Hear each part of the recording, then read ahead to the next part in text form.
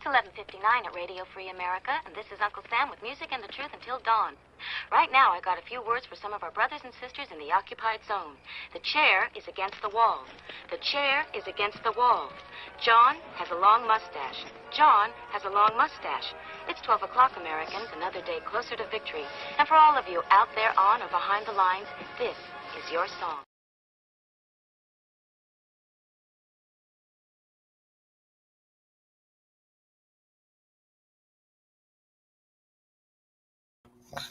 And welcome everybody to our Tuesday morning consulting show. Having a little trouble with the co-host this morning. Jumping all around, being a spaz, breaking things. Probably hear him over here having a fit. So, got a little late start today. We're going to be checking out a couple of things this morning. So welcome everybody. Thanks for joining us live. If you're one of the people joining us live out there, we do these shows. We're trying to do these live every day again. It's the goal of the Daily Gun Show. And some of the things we'll be talking about today, I guess, will be reasons why. So we go live every day, and our goal is not to worry about the news of the day or the distractions, the hype. We're not here just to waste time. Let's get some stuff accomplished. So on Mondays, we motivate. On Tuesdays, we inform and work. And Wednesdays, we have a little fun.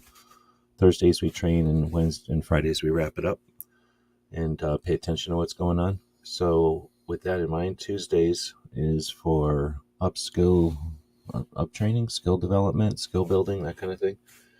So trying this one in the morning. We usually do the show in the evening, like the introduction says they're midnights normally, but our friends over at Cape Gunworks do their Tuesday show called 2A Tuesday, right? And trying to distract it here as I go to look to see if their show is posted yet. And let's see it. I'll keep looking as we're talking here. But I try to do this show live in the morning to kind of be a intro or a pre-show or a warm-up for that show. And it gives us a chance to chat with people who aren't available at midnights, right? So again, we do this mostly for the podcast, mostly for just the project itself, the daily show. But we do appreciate the people who join us live. We do it live as opposed to a scripted production because I value the interactive nature of this internet, and we accomplish more when we work together. So hey to Snob out there, the first one to jump in this morning. We did move the time around a little bit. Again, sorry about that. Trying to get to the store and stuff before the show starts. While the stores are relatively empty. Didn't work out real well today. Kids are joining us, and Derek, kid safe out there. Welcome. So if you guys have any specific questions, of course, we can tailor it to you guys or to your issues. But I did last week. I used the internet robots to write the description for the show, and I gave it something to the effect of what do Second Amendment content creators need to be aware of going into 2024. And I asked one of the AIs out there. This week, I asked a different AI, a similar, maybe not the same question.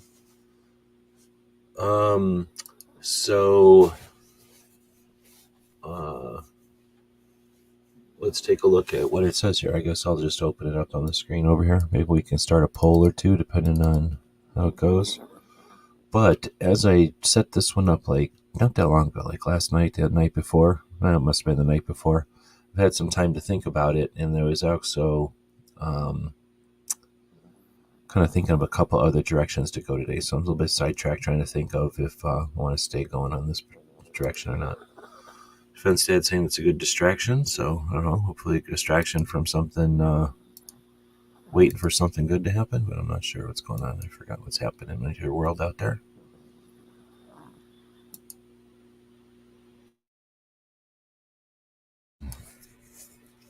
I knew that, or wait, no, I think I do know what's going on. I was going to say, I know that somebody's waiting for something, but I think I know what it is. So, yep, I understand you. So hopefully this is a good distraction. But our goal isn't to entertain and distract as much as our goal would be to create something that's useful for people. So, content creation, it's fun. It's something to do. A lot of people think of it as a hobby or a supplement to business or an interest. But it's like fishing. It's like playing guitar or something. You got about a million different ways you can do it. You have some things that are consistent. Everybody's working in the same playing field. Everybody's got the similar tools available to them. But what's going on here? But not everyone uses them the same way, so to speak. So with that in mind, content creation is a game, and it is can be fun and frustrating. But it's an individual sport. There's a couple of people trying to play it as a team sport, but for the most part, it's an individual project, an endeavor. Then if we add the layer of Second Amendment focus, Second Amendment activism, Second Amendment awareness to that, it gets difficult. The difficulty level becomes more and more difficult. More and more, the difficulty level increases. So, it's difficult enough to be one of many content creators in the world. There's a lot of them nowadays and more every day because it's fun and easy and everybody should be a content creator.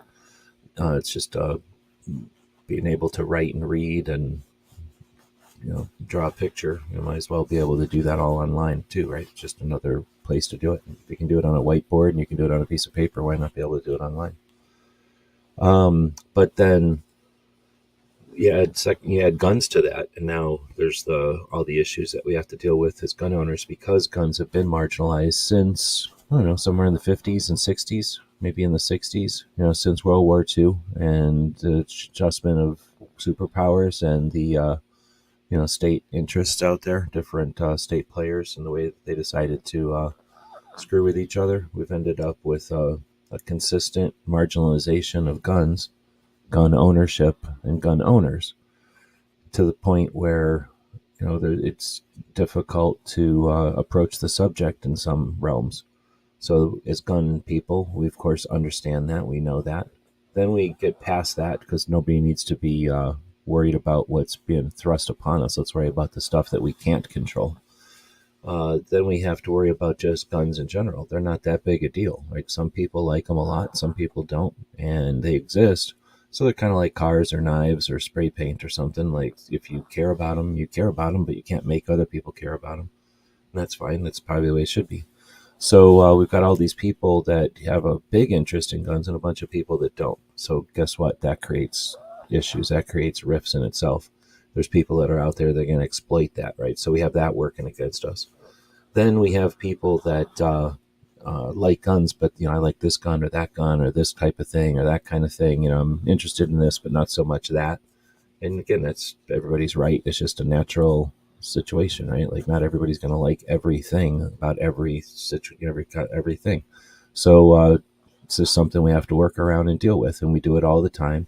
We don't worry about it most of the time, but when we're being marginalized, when we have chunks of people working against us, it's frustrating, and it illustrates, it kind of highlights, it shines light on that fraction.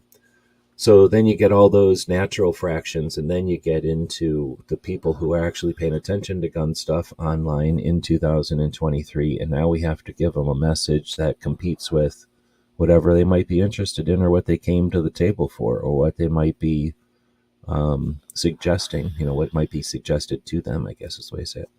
And, we've got to compete with that. So if somebody's interested, of everything I just mentioned there, and they're interested in guns, but they're here to see frying pans get shot, or they're here to see whipped cream containers get, shot, or maybe hear about defense stories or learn about something, they're here for a reason. We're here with some other message, and that message might be boring and dull. So we've now got to compete with, of the people that have got down to this level, we still have to compete, the Second Amendment activists. And then you get down here, and now you got people that think, let's say, this awareness of this issue is critical and awareness of that issue is critical, or you're too big for this, or you're too annoying for that. So we get bickering and stuff even down at these different levels. So it's not like there's everything working against us, but let's be real. It's not an easy road to be a Second Amendment content creator. It's a choice that gets made by people, usually because they feel that there's nobody paying attention to some segment and they want to champion that segment. And that's how evolution happens. And that's how everything at scale, that's how it works, right? That's how the comets clean up the cosmos, and that's how the red blood cells clean up the stuff in our blood, and that's how we as individuals take on challenges that other people aren't focused on, and each of us targets something and runs towards that goal, and some people help us and some people get in our way. So let's help each other. Let's at least that's what this show's about. So a little bit of rambling there, but that helps me get a bearing on what I wanted to get talking about today. Reason I'm bringing all that up is, like I say, I asked the robots how to help us, since robots are here to help us. The last couple weeks, I asked them last week and I asked them this week. And then during that interim, during that middle time there, we just lost 2 pillars of our community. I don't know if people are paying attention to that or not. Things come and go. It's frustrating being old because you're aware of things. You can not even pay attention. You can just be minding your business or being distracted or worrying about other things. You're still going to know what's happening out there. And that's what it's like being old. You just know about all these things that have happened. And you're not paying attention to everything. You're just an old person. So you're just minding your business, doing your thing. But then some young kid will come along and go, hey, I just figured something out. And you're like, no, I'm pretty sure you didn't figure that out. I'm pretty sure that's been around for a long time. You just discovered it. You act like you figured it out, but 3 or 4 other people figured that out in my lifetime. They probably figured it out before that. It's just kind of, you just figured that stuff out. You're just there to witness that stuff. So it's tough to explain, but it's frustrating being old and watching our community come and go, grow, just grow and get smaller, and giant things happen. And then, like anything, it's life, things end. So watching things come and go is frustrating, and it's awesome. On the plus side, we've had some times in 2013. We had some impressive, amazing times. In 2005, it was kind of fun. In 2015, there was a ton of stuff happening. In 2000, that kind of lasted all the way to 2017. Then there was kind of a time there to see what was all this stuff going to do. It's sort of like when the fireworks go off, you're going to see what they do. And they all kind of, was it coincidence or not that they all sort of reached their peak during the bullshit stress of a couple of years there? So everything either got fuel to their projects or lost all momentum to their projects during that time. And that's just the nature of things too. So anyway, kind of waxing and waning here a bit, but it's frustrating watching projects that are valid pass along. And everybody who's watching this probably knows what I'm talking about, but take a second here to think about, don't take stuff for granted. Nothing's here because it needs to be or has to be. Everything's here because somebody values it and puts the effort into it. And sometimes those efforts cause tension, stress, and eventually, ruin or break the thing that they're pulling on or stressing on. That sucks. It sucks a lot. And it's not like the opposite would be better. How often do we hear about people that have massive success and then just fail? You know what I mean? Like, success is great, but it doesn't necessarily mean you'll be successful, right? Like, you can have great success in a project and then ultimately fail. So I'm not saying, like something would fix this, but it's just the nature of things. And we're at a time when we got to see, unfortunately, 2 large entities fall, and both of them fell not because the other side did something to take us out, did some strategy or some tactic or some maneuver to take them out, and we lost them during a fight. We lost them through the world, through just life, through our own selves not being able to exist forever. We're not robots. All right, well, so let's get into it. Thanks everybody for joining in. I was saying hey to Snob out there. I don't think I went much further than that. So Snob's the first one saying hey. Then Gezer joined in. Welcome. Derek Kid Stafe is out there, and Defense Dad. I guess I did get through a couple of people. Is that it? There's everybody. She Fires is out there. Welcome. Thanks for joining. So She Fires does a show on Sundays. If you're not paying attention, you might want to check that one out. Pretty awesome. Station hosted by She Fires, typically on a particular subject each week. Gizzard, on the other hand, does a panel discussion on Fridays. If you want to check that out, and brings a bunch of people in, and they have conversations about what's going on, and then have a couple of segments each week. Weston joining us, welcome. So now I'll start reading what people are saying. Kids in surgery, yep, now I remembered. Sorry about that. So, yep, all good wishes going to Defense Dad.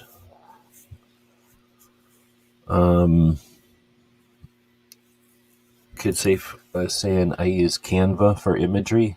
You know what? This is Canva. Hold on. This, no, I guess I can do it this way. This Canva. Gizzard made that in Canva. So, I don't have a problem with Canva. It's okay. But why is this? I don't know what I'm doing anymore. This is it's pretty powerful, but it's $25 a month, and I'm already paying for software. That's why I don't have it. But I would, if I had all kinds of money laying around, I would have it. What do I do? Okay, I lost my comments. Here we go. But very powerful software. I use essentially the Adobe version of it, and we'll be talking about that here in a second for essential software. And that's sort of what I was kind of had in mind when I asked the robots this, what software should we need? But it actually gave me way broader answer. So I kind of like its answer better. It was answering a question I didn't really ask, but I like its answer, so we're going with it. What are these entities? I'm not sure what that is. Oh, I'm missing stuff. Okay, so then Derek is saying, I recently took our blog and repurposed it on Substack.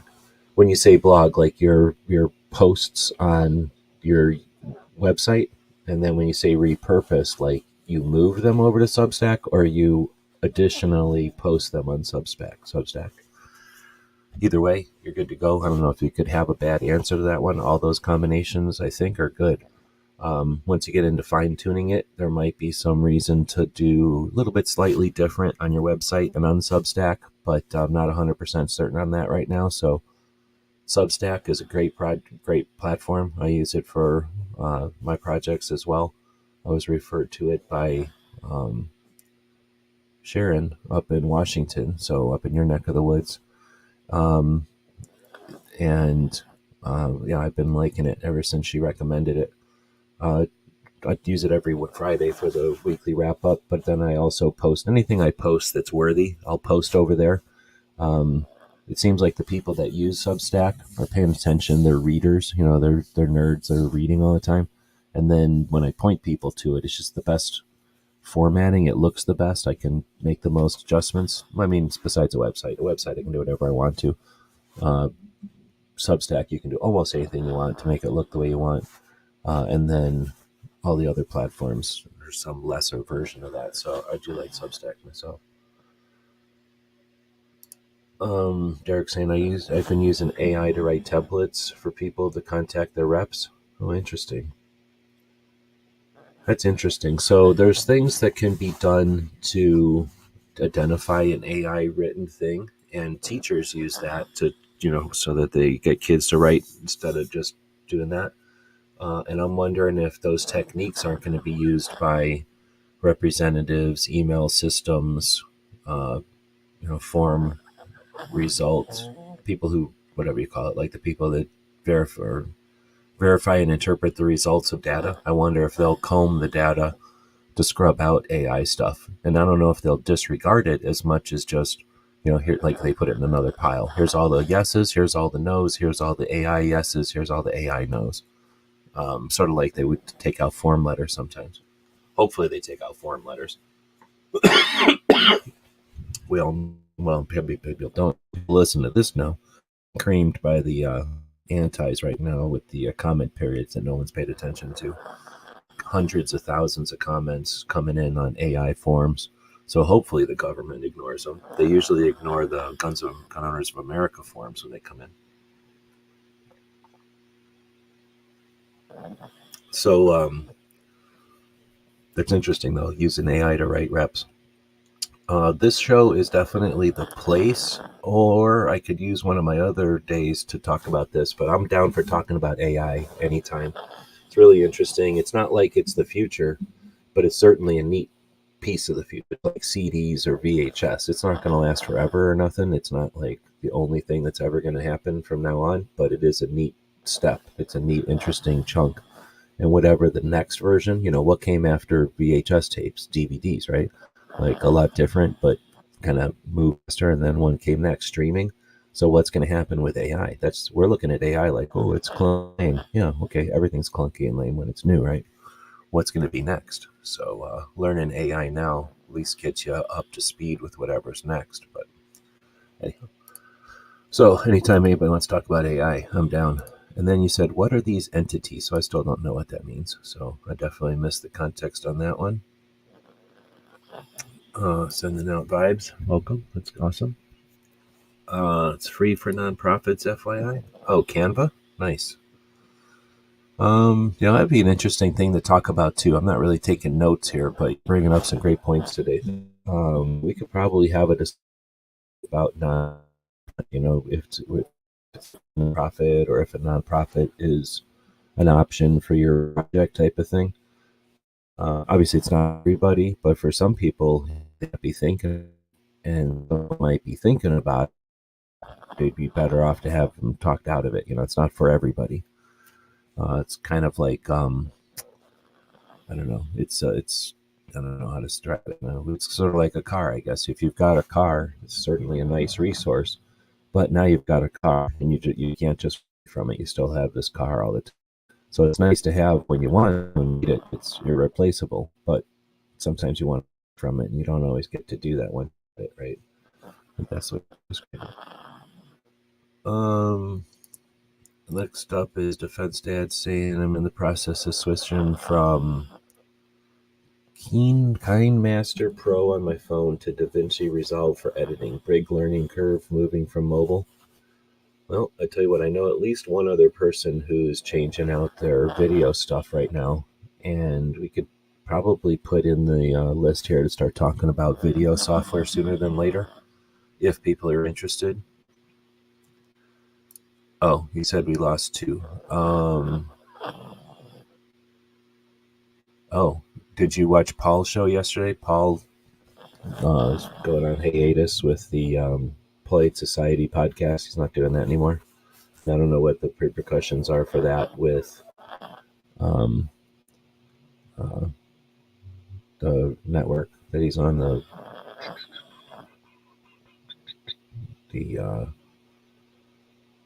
Why can't I think of his network? The the radio network that he's basically, I think he's in charge of. And then Locked and Loaded. I don't know if you watched Locked and Loaded show. They have had some back and forths, and then finally went live yesterday and explained everything. So we'll move on. But let's see. Derek said we've got blog posts on our website, and I get multiple uses out of them. Yep. I think I believe I'm gun websites and gear websites, right? So I did that. I bought gun websites in 2004, I think, or 2005 maybe, because I already had like hundreds of websites or dozens of websites back then, and I knew I was about to have hundreds.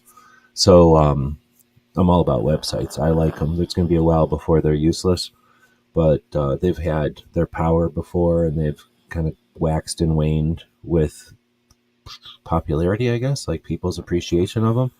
People don't pay attention most of the time, and they just go to links and do stuff, not paying attention if they're on a website or not. But those websites that you're on when you're on things are the pillars. Those are the permanent pieces of the internet. So having your own permanent piece of the internet, relatively permanent piece of the internet, is pretty useful.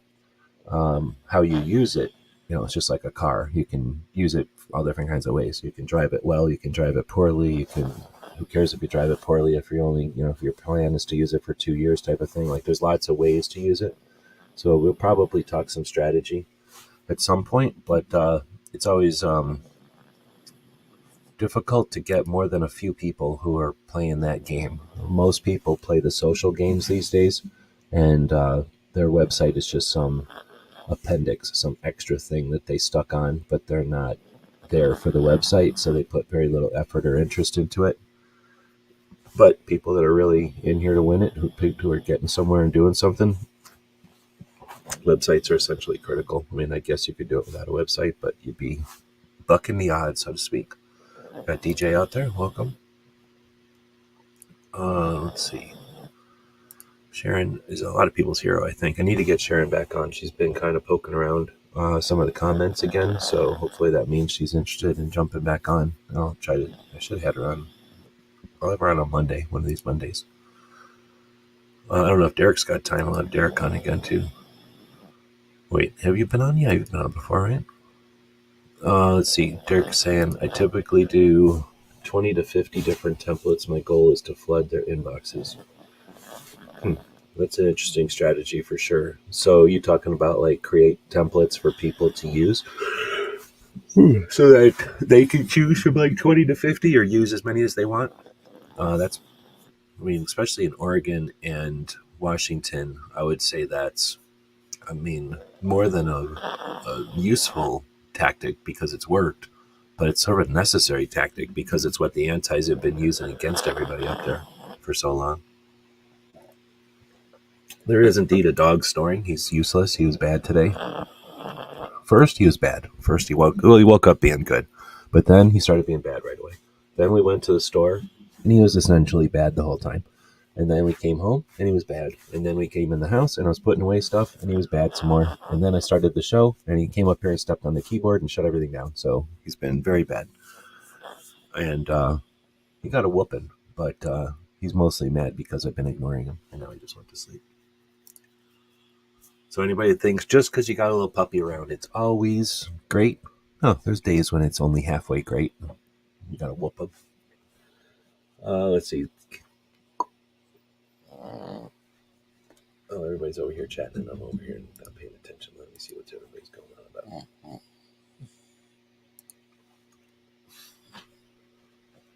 about. Let's see. So I save it in Google Drive, and people can just copy and paste the ones that they like. People are lazy; you have to hold their hand if you want to get them involved. I can dig that. The Gun Owners of America spends, I think, a lot of money to make this form that like kind of sends it straight in, and I like what you're talking about better. It takes a little bit more work and effort, but people that are interested in doing this, can't imagine they care about that little tiny bit of effort, that little tiny bit of different work. If you're so lazy that you have to have a form in front of you, come on, man. So I like what you're doing because then you give people an option. They can grab as few or as many as they want. They can redistribute them. They can link to your existing thing. I dig that. That's the way to do it. Yep, gotcha. I think I figured it out now. Gizzard is saying, I hate video editing on the phone. I do all my editing on a book. I'm back and forth. I understand the people that do everything on the phone because they're super powerful. Now that I have a phone that, this year? I think I just got these phones this year, right? Thanks to Pink and people on my crew got me upgraded. My phone was super old. It was old. I had no idea how old it was. So I forgot what I was trying to do. I think I was trying to drive the drones around, and I couldn't do it. So Pink hooked me up with his old phones, a bunch of them. And then Joe gave me a couple. Gave me a couple. So I got a ton of phones now, and they're like everybody's hand-me-down phones, but holy moly, are they better than my old phones. So my phones are like $150 to replace them. So I'm super comfortable with them. I do not like carrying around $1,000 phone, but these $100 phones are hardcore. It's a TCL 30. If you want to look it up, I can give you an Amazon link if you want. But super decent phone, and the other one is something like an A something. And great cameras on that one. And now that I have phones that are decent, even though they're too small to do anything, I don't know how people do it because they're so small, but the phones themselves are super powerful. And then you get things like Adobe or other softwares like we were talking about, Canva, and they rock on little tiny devices like that. So I can see how you're doing it. Now, I use a stylus sometimes when I'm using a phone because of, I don't know, I got too many calluses and stuff on my fingers, so my phone doesn't listen to my fingers all the time. But a little stylus can be pretty precise. So with a stylus, or it's essentially a pen with a piece of rubber on the end, like an eraser on it, that's a little bit easier to use the phone. But I get it. But and I've done some editing on the phone. But here's the thing: It's sort of like people that grab an AR kit and go, "Oh, I'm a gunsmith." Like, yeah, okay, you're a gunsmith. So people that edit on their phones are usually using some WYSIWYG thing where they just point their WYSIWYG, app at a couple of files on their phone, and then the app does all the work, and then it spits out a finished product, and they go, "Look what I made." So it's sort of like an AR assembler saying that they're a gunsmith. At least from my experience, that's what a lot of the phone editing is. So you're like, wow, they do some impressive work, when in reality, the app, just kicks out the same cookie cutter result to any files you put in there. All right, so then we got Gizzard. It's the same software on both my phone and the MacBook iMovie, but the mobile version is too limited. There can be that. Yeah, he's got, I don't know what happened with his situation, but he said working and everything. Oh, DJ's asking the same question. He said that it's because he's working every night now. So Second Amendment Foundation isn't supporting his podcast. So he went back to work, and it's too much to do with his job and whatever. So it's not like he took a break because of his health. He just took a break because he can't do both at the same time. Yeah, it was 6 months to see if he can get back to some kind of a schedule, or get back to a routine or whatever. But I'm guessing, I think he probably got used to spending some real time on his show, and he doesn't have that much time anymore, right? You have to make it fit. So he's probably got to figure out what time he's got now, and then see what he can make happen. So he'd shut it down as a hiatus, not as a closing down.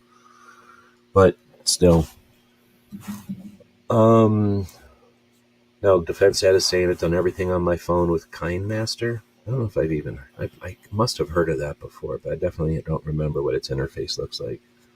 Defense Data saying it's relatively powerful, but it's a pain if you want to use multiple cameras and import. Well, come on.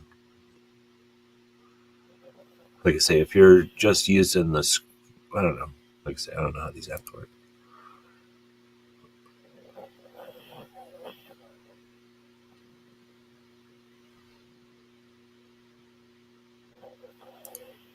I'll use their Facebook group with almost 80,000 members. I'll use that tactic there.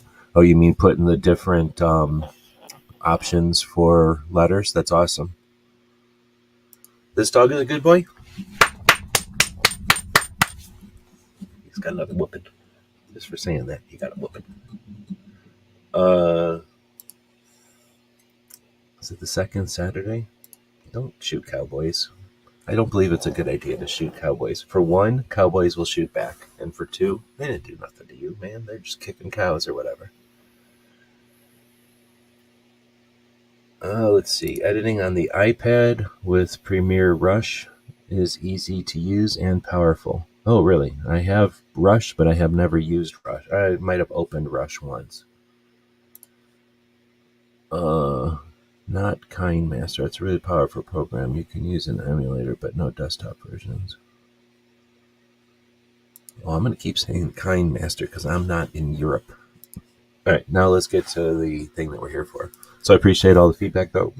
Feel free to keep chatting away, or having the conversations over there. But I do want to dig in here. So this is kind of interesting. Like, say, I asked one of the robots last week, and I asked a different robot brain this week. This one is the Google Brain, and it has, excuse me, this one has more, it's more current. It listens to the internet today, I think. It listens to the internet currently.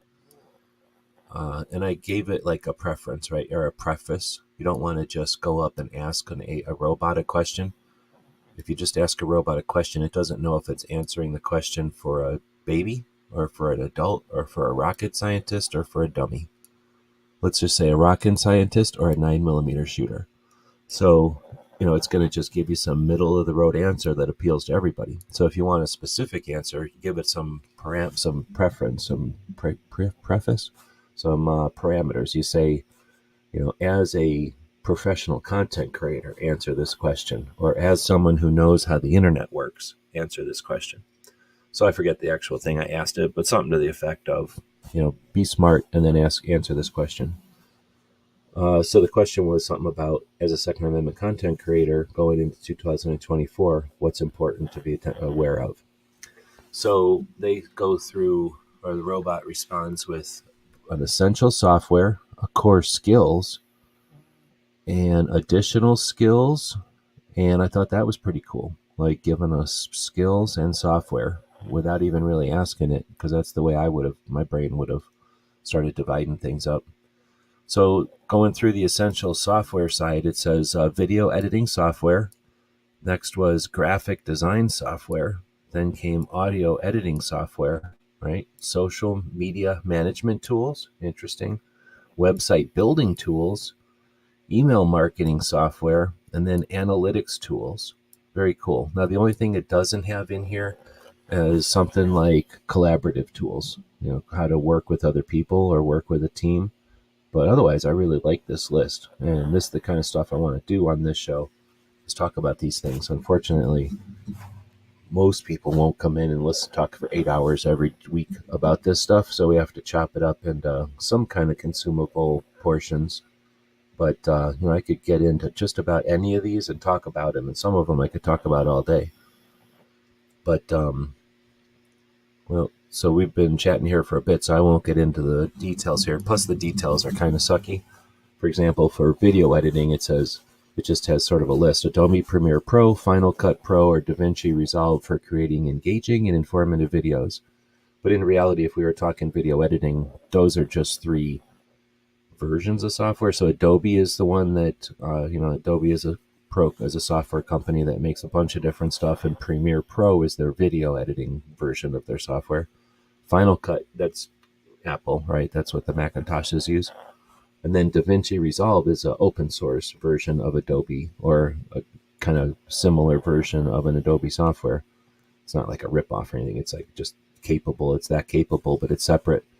But it's open source, so it's used by it's created by a bunch of different people with no cost or fees. And there's really nothing wrong with it. It works really well, from what I understand. I've attempted to install it and use it a few times, but then I ended up going back to Adobe, so I never pursued it too far. And most of the time I'm pursuing it just to be curious about it, not because I was going to leave Adobe seriously. I mean, I tried to a couple of times, but I think Adobe is just too much of a good deal. For the $50 a month, you get every useful kind of software you can use as a tool. So it's sort of like having all the Mac tools or going out and buying specific tools from other companies. You're better off buying specific tools, but if you had access to all the Mac tools for $50, you might as well just get all the Mac tools for $50. All right, hold on, I got a cough.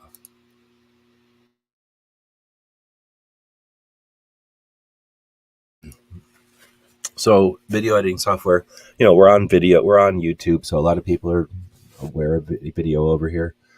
Those of us that are on the Instagrams and stuff use video there. So video is a big chunk of what we do, but it's definitely not all. And most people that you talk to are going to be making more money on the podcast game these days in 2023 and 2024. There's more money to be made going into people's ears than their eyes, at least for gun people. Maybe for everybody. But so that means audio software is potentially either ignored or just as valuable skill set. But either way, for the sake of not going on forever today, I'll move on to the graphic design software, and they give a list here, but essentially it's the same thing. You've got your name brand for regular computers. You've got your Apple option, the stuff that they have to use because they only have certain options. And then they have the open source version, and that, you could say the Linux option, but it's not. It's just the open source option, which usually works on everybody's computers. And there's no perfect option. That's why they usually they list all 3. And they're all very powerful. They all have requirements like certain size computers and certain size processors. I've been doing my first work in 4K. I never really bothered to do anything in 4K. I'm working on a project now that's in video in 4K. So giant files, a 7 gigabyte file. One 12-minute video is 7 gigabytes.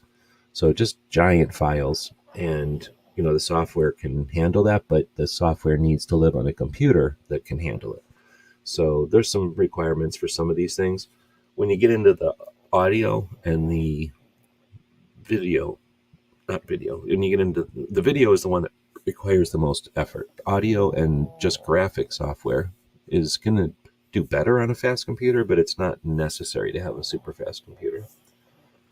And then we get into the just photo editing, and you would think all you need is Photoshop, and probably, or something similar to Photoshop, and you could say yes to that, but in reality, like anything, it's a rabbit hole, so we could get into that. Now, personally, I think the graphic stuff is more interesting than the video stuff when you start thinking about thumbnails and Instagram posts and pictures for websites and graphics for banners and posters and PDFs and just logos and things. You end up using graphic software way more often than you use video software, but you can't suggest that you don't need to know video software. It's pretty much a necessary thing at this point, and there's no reason to be scared of it. So essentially, I would suggest learning graphic software first.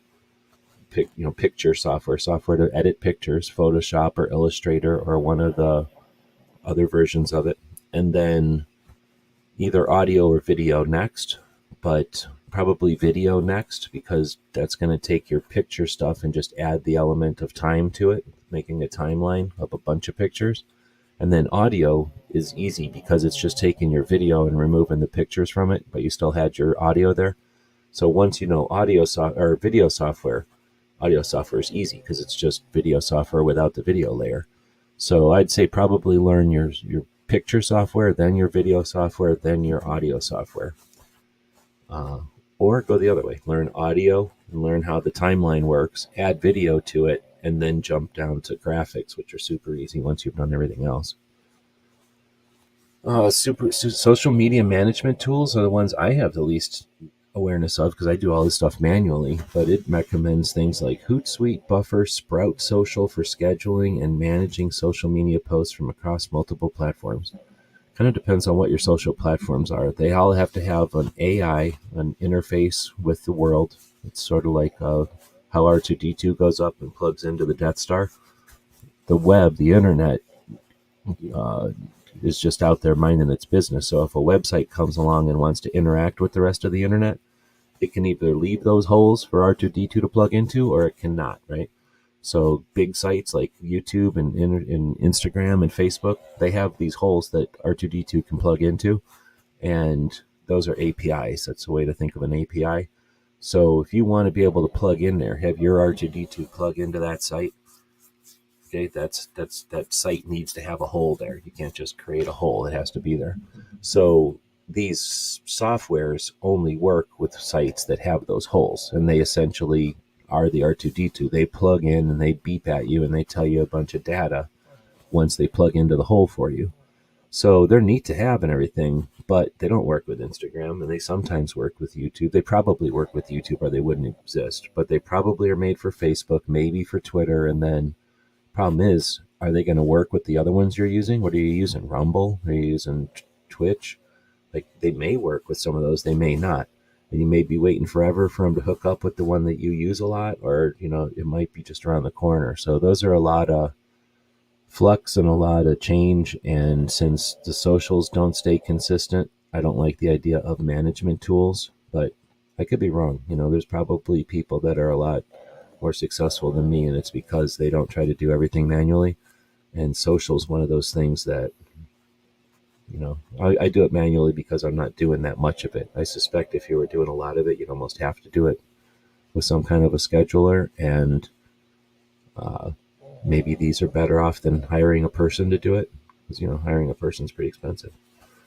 Then we get into social management tools. That's as much as I give you. I don't work with that stuff a lot, but if there's someone out there who does work with these, I'd definitely be interested in listening to some instruction about them or some information about them. I've heard of some of these, but these three, I've only heard of Hootsuite, but I've heard of some of the other ones out there. But either they cost something or they take time to learn, and I've never invested money or time into them. Next up is the website building tools. So again, I'm all about this. We could talk about this for days. Squarespace, Wix, or WordPress are some of the larger ones out there, but there's definitely more than that. And you can always do stuff on your own too. Without getting the whole show about that, we'll move on. Software, MailChimp, and some of the other, I don't know if I've heard these other ones before, ConvertKit or ActiveCampaign for building an email list and send it out targeted newsletters. That can be pretty powerful. There's people that their whole gig is collecting email addresses and sending the right emails to the right people at the right times and profiting. So if that's the case for commerce, why shouldn't it be applicable for awareness and getting people aware of these comment periods, for example, that are kicking our ass right now? And then finally, analytics tools or analytics tools. Google Analytics, YouTube Analytics. There are others, but those are the two large ones. But there's some other software out there that can be super powerful. Problem is, people don't get it. They don't like it. It's tough. It's like learning about nutrition. Yeah, you can learn all about it, but then you got to go eat right. Like, yay, I learned about nutrition. That doesn't make you healthy. It just makes you know that you should eat right and know it instead of just assuming it. So Google Analytics and YouTube Analytics are probably the last thing you're going to worry about, but they probably should be the first thing you worry about, because here's what's going to happen. You're going to build whatever you're going to build. You decide, I got some land, I got some place here where people aren't going to bother me. I'm going to build a house. So you go look around, you find whatever wood you can find, you find whatever stuff you can find, some bricks and some nails, and you start building a house, and you start to live there, and you start to go to work every day, and you do something, maybe a farm in your back of your property or something, and eventually you've created enough resource that you want to add to your house. So you're going to put a porch on it, and then you're going to put a back room on it. The back room, now you can afford to buy nicer wood, so the back room is nicer than the front room, and now you kind of add on to that house, and you keep adding on. Now you're going to put a garage on, and the garage is nicer than the house because now you have more money and more resources, and you know how to build. But guess what? That's the same on the internet. You start doing stuff, and you're hobbling crap together, and then you start adding to that little shack. Then you add on to that little shack, and the next thing you know, you're building giant, huge, cool airplane hangars on the back of some little shack. And that's exactly what you did on the internet. So if you understand how the internet works before all that, then you just sit there hanging out in a tent, and you build your airport hangar, and now you put the tent away, and you live in your airport hangar, and then you build a mansion, and now you got a mansion with an airport hangar. That's a better progress than having a bunch of cool stuff hanging off the back of a little shack and having to have everybody who comes to visit go through the little shack to get to your cool stuff in the back. That's kind of what happens on the internet. So you can ignore all that stuff, everybody does, and then try to fix it later, or take some time, figure out the way the internet works, understand what those metrics are all about, even though you don't have any numbers to look at, build your stuff, and then come back and see what your numbers are like. That's pretty satisfying and fun. Every once in a while, as a consultant, every once in a while as a consultant, I can do that. I can offer people advice to do that ahead of time, and then when they get to come back and look at their numbers, it's amazing. But very rarely, only a couple of times in my whole career of helping people on the internet. One, because I didn't know back in the day, and two, because nobody takes this advice. Nobody takes this advice. A couple of people who are super apprehensive have taken the advice and have figured it out because they were scared, and they didn't do amazing, but they did well for themselves, and they appreciated how well they did because they took the time to understand ahead of time. Most people don't. Most people start with their little shack, they build their little shitty room in the back of it, and then fast forward, and now they're building really nice airplane hangars on the back. But they're frustrated because nobody comes to check out their cool airplane hangars because nobody wants to walk through this shitty shack to get to it. And they refuse to throw away their shitty shack because it's their tradition or their blah, blah, blah. And everybody's like that. So it's just one of those things. So I don't know if that's the best analogy or not, but analytics tools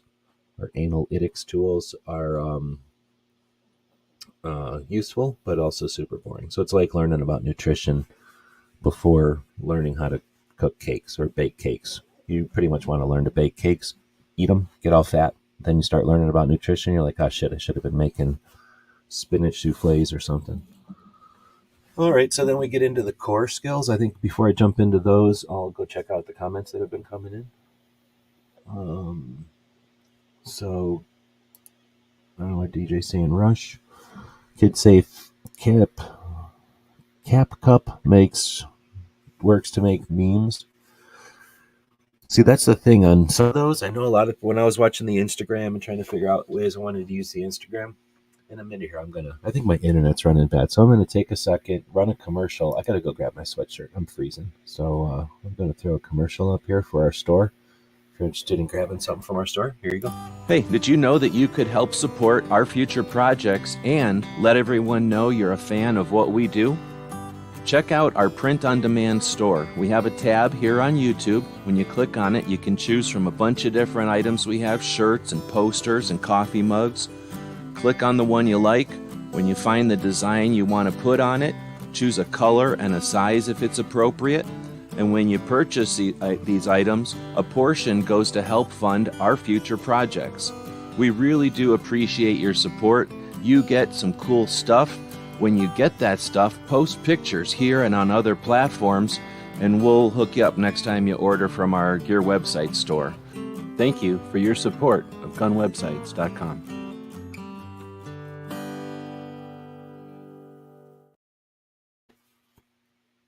Literally just got back from the store, and it is 61 degrees inside my house.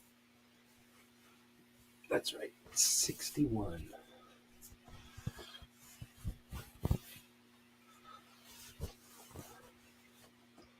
All right, I might go get a blanket, but right now this is warmer. So the thing about the CapCut and those kind of things is I was looking at their terms of service and they scare the shit out of me. I think they own everything people make. And I don't, maybe I'm wrong, but I never used CapCut because of that. But I kind of want to because the stuff that it makes, it's one of those softwares I was saying, like you just poke it at your folder where you keep your videos and you point to the ones you want it to use and then it does all the work. It's pretty neat. Let's see. Defense Dad saying I never used AI. Skynet is different than AI, so you're okay with AI. AI is like the calculators. It's not a computer. It's just it's a back and forth idiot box. It's not a self-aware or anything yet. You don't have to worry about it. Resolve is what a lot of the big trumples are jumping to, getting away from Premiere. That's what I'm learning. I don't know. Premiere's pretty awesome. Resolve has a pro version that's $295, lifetime updates for free. Am I wrong? I thought Resolve was open source. I don't know how you can pay for it. Maybe I'm wrong. Maybe I'm thinking of something else. A film in 4K and 15-minute video is 20 gigabytes. Nobody needs that many gigabytes, man. Website building software is what I need to focus on more. I've got a big enough portfolio now to get my photography business to the next level. Oh, right on. Yeah, lots and lots of options for sharing photo albums. Let me think. I've had over the years at least 3 or 4 photography clients when I was doing website stuff. But one of my first people was a photography thing and figuring out the galleries. There's like a million ways to do galleries. So how fun is it to have a million options and then somebody going, what are my options? Consulting is a lot of fun. Gizzard is saying that he uses WordPress for his webpage. It's all online and they offer hosting and everything. I would highly recommend against using WordPress hosting. There's other options that are more fun or useful, like they have more stuff on them. They do have hosting and it's solid and strong and everything. It's just that it's super boring and only one trick pony. You can do other things for about the same price, essentially. I mean, price of web stuff is all over the place. There's cheap stuff and there's expensive stuff. Essentially, don't pay expensive stuff. You don't need it. Don't assume everything cheap is what you need. Get with somebody like me or get Clover or somebody that does this every once in a while to see what's effective now or what's useful now. But let's say you're paying $10 a month for hosting, just to put a number on it. Let's say it's $20 a month. Hopefully, I don't think they're that much now. Hopefully they're not that much now. But let's say it's $10 a month for hosting. If you host with some place, you might get a one-trick pony, and you host with another place and you get a 20 option deal. So that's the differences. So they're usually pretty capable and similar. It's just that some of them, if you walk in and say, I want this, they go, okay, here's that. And some of them you walk up and go, I don't really know what I want. So they go, here's a little bit of everything. And that's what I'm recommending. The servers that'll give you a little bit of more anything you want. Let's see. Thanks for DJ. Dropping links to our different shows out there. DJ's furnace is set to 63. I don't have a furnace. Well, I have a furnace. I just don't use it for multiple reasons. But it's cheaper to not run a furnace. But I end up running space heaters and stuff.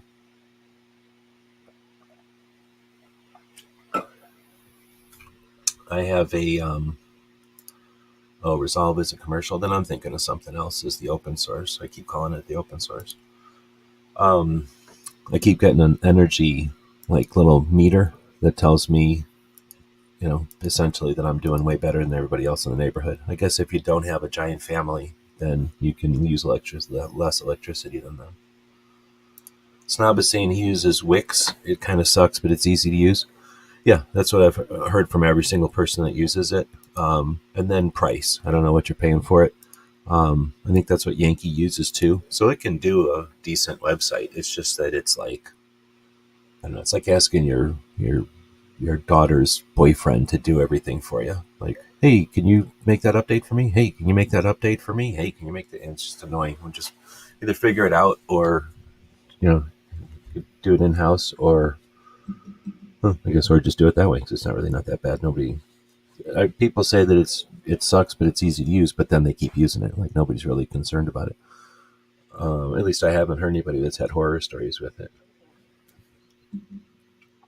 Let's see. Back in the day, Defense is saying back in the day when I was still in graphic arts, we had a dedicated person to write HTML and JavaScript when we put the websites together. Yep, that's what we would have been, is those people. But I don't know. If you said you had people, like you hired people to do it, then that wouldn't have been us. We didn't work for people. But if you hired people to do it, that's what we would have been doing. But Gizzard is saying that WordPress, hosting it there is $48 a year plus $20 for the domain, so about $70 a year. That's not bad. $5 a month, $6 a month. Defense Dad did all the photography, illustration, and layout design, and then they made it happen on the interweb. Nice. Yep, I spent pretty much the 2000s doing that stuff. Weston is saying use Dreamweaver and WordPress. Yep, we never used WordPress. We built our own until maybe like the 9 or something. I started to use WordPresses, maybe 8, but the years up to that, we used Dreamweaver and built everything. Those are old days. You don't have to do that no more. So, in fact, you probably shouldn't do it that way anymore. There's too much to keep track of. So it's sort of like by building a car. Like back in the day, somebody would say, "Oh, I'd go to the junkyard and I just put pieces together and I made a car." Like, okay, yeah, you can do that. It's a neat skill set to have, like welding a bunch of pieces together and then making a car work out of that. But I mean, except for using it in a parade, except for being proud of it, like it's not going to compete with people that just go buy a car, right? It's not going to compete with people who buy a car and then soup it up. So unless you're really, really, really good and you've got a lot of experience and you seriously build that thing to be better than what all the manufacturers are building, then it's just a hobby. So nowadays it's better to just, if you want to perform and win, it's better definitely than to buy parts and assemble a car. Go buy a whatever, a Ford, a Chevy, a Dodge, soup it up how you want, and then go win.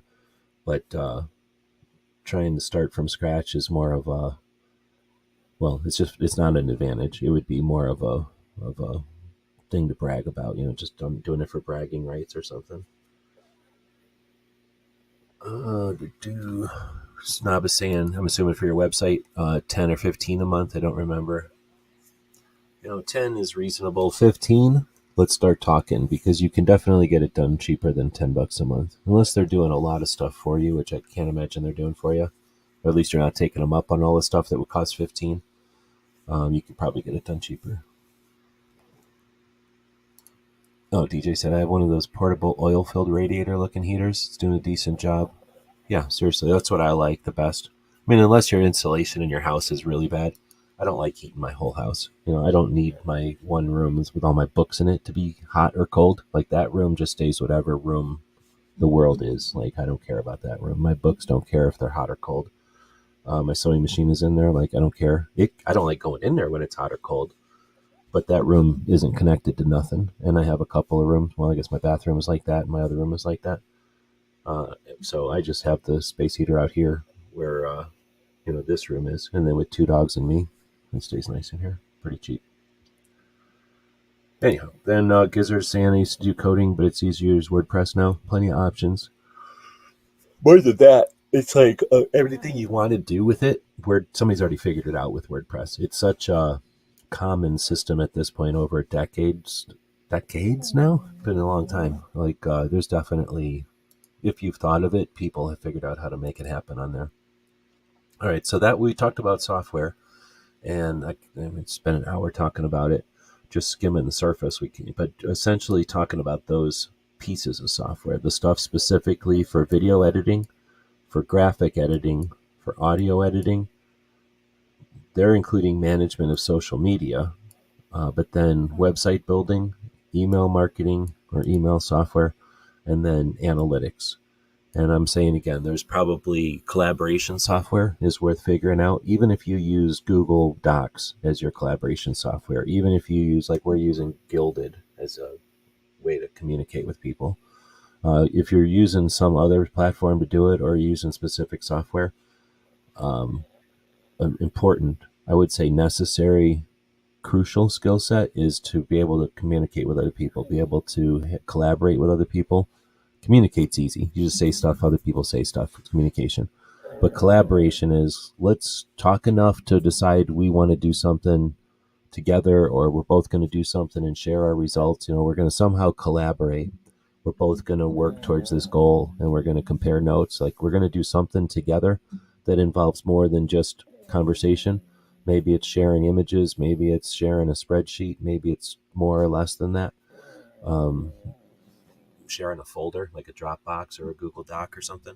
So that kind of competency, that kind of skill set, super important. You're going to do fine by yourself. You can do a lot by yourself. Of course, you're never going to do anything by yourself. You're going to use other people's influence and information. You can accomplish all that alone, but you'll have more fun. You'll be in the game longer, and you'll not waste time by working with other people. If you've got somebody who understands design and layout, and you're frustrated by design and layout, and you're hindered by your design and your layout, you don't see that. What I'm saying? Like, what's the point of wasting time or digging yourself into the dirt there?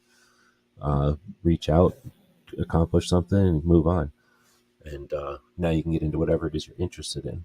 You have a spin on how to reach people. You've got an ability to create events. You've got an interest in sharing something. Like you can do your thing and not be held up by the stuff that you're not good at when you can collaborate. Not always, but a lot of times you can get past stuff, and then you never know. Sometimes you can have an idea. I'm going to go here, and all I got to do is climb up that ladder, and you have a conversation with 2 or 3 people, and you find out, or you could do it that way, or you can just jump over here and jump in the water, and the water will flow right past where you're going. Just jump out of the water when you get there. Instead of being tired, you'll be well rested and refreshed when you get to where you're going. And sometimes just having other people who've done it a million times is how you figure that stuff out. You can walk up a hill 100 times, or I guess walk down a hill 100 times before you found out from somebody else that you could have just rode down the waterfall. All right, so Weston is saying I like coding and piecing things together, but there's faster and easier options now, for sure. And I'm hoping that the people that dig the challenge of coding, like the game and the puzzle of coding from back in the day, like start to apply that. How cool would it be if we had sandboxes for 2A? Like people that like to do challenging stuff and accomplish things with code that a lot of people would say can't be done. I see that happen all the time for dumbass shit like, oh, can I cram these dental reports into a quarterly report from a blah, blah, blah? Like, let's sit here for like 6 months trying to figure that out. Oh, we figured it out. Okay, it was worth $10,000 to do that. Like, who cares? Why don't we figure out a way to like express what's going on in Massachusetts and in New Jersey and Washington and Oregon to all those people in the middle of the country who are more than willing and able to help out, but just have never been called to that action. So, there's things that we can accomplish with coding and stuff. So hopefully with some focus and awareness on this stuff, we'll shine light on the challenges that those people have that aren't able or willing to code it out, and then those folks that can code it out in their sleep can come along and go, oh, here's the answer to that, and then we all move on, right? We can end this endless, not so endless debate. Anyway, we'll keep going. Core skills: strong writing and editing skills, the ability to write clear, concise, and engaging content that informs and persuades your audience. Luckily, we don't have to do that anymore. You got AI. You do have to read. You have to know, like, you have to have the editing part. You have to know what you're reading, so you have to know if it's right or not. But you don't have to know stuff. You don't have to be fancy or witty or know a bunch of words. Just tell the robot to know a bunch of words for you and then edit it, make sure that it's right. So as long as you can verify, I think that's your skill set. I've never been good at spelling because, one, I didn't care. Two, I didn't care. And then by the time I needed to care, there was robots to do it for me, literally. So, since the internet's been around, there's been autocomplete and there's been spell checks. So I grew up having shitty spelling and whatever until the internet. Now I can spell just fine. I never learned how to spell. I just learned how to make a robot spell for me. So same thing with writing skills. You could try to learn how to write fancy, or just know how to read and know what you like and keep yelling at a robot until it says what you want. So I think that one is a pretty good skill that we can lean on the robots for. And then the people that really like to be creative and have a lot of words in their head and put them out, in fancy ways, go for it. Like, you're going to stand out heads and shoulders above stupid robots these days. So I think everybody wins with the future here. But essentially nobody's left behind now. You're not going to be limited because you don't have the ability to just sit down and type out, paragraphs and paragraphs about whatever it is you're passionate about. Here's the other thing. You don't have to write so well anymore. You can just sit here and ramble. When this is over, I'll be able to go click and in the transcript of this thing will essentially take everything I said in this hour and turn it into words on a paper. And again, just edit that down to what it is you're trying to get across.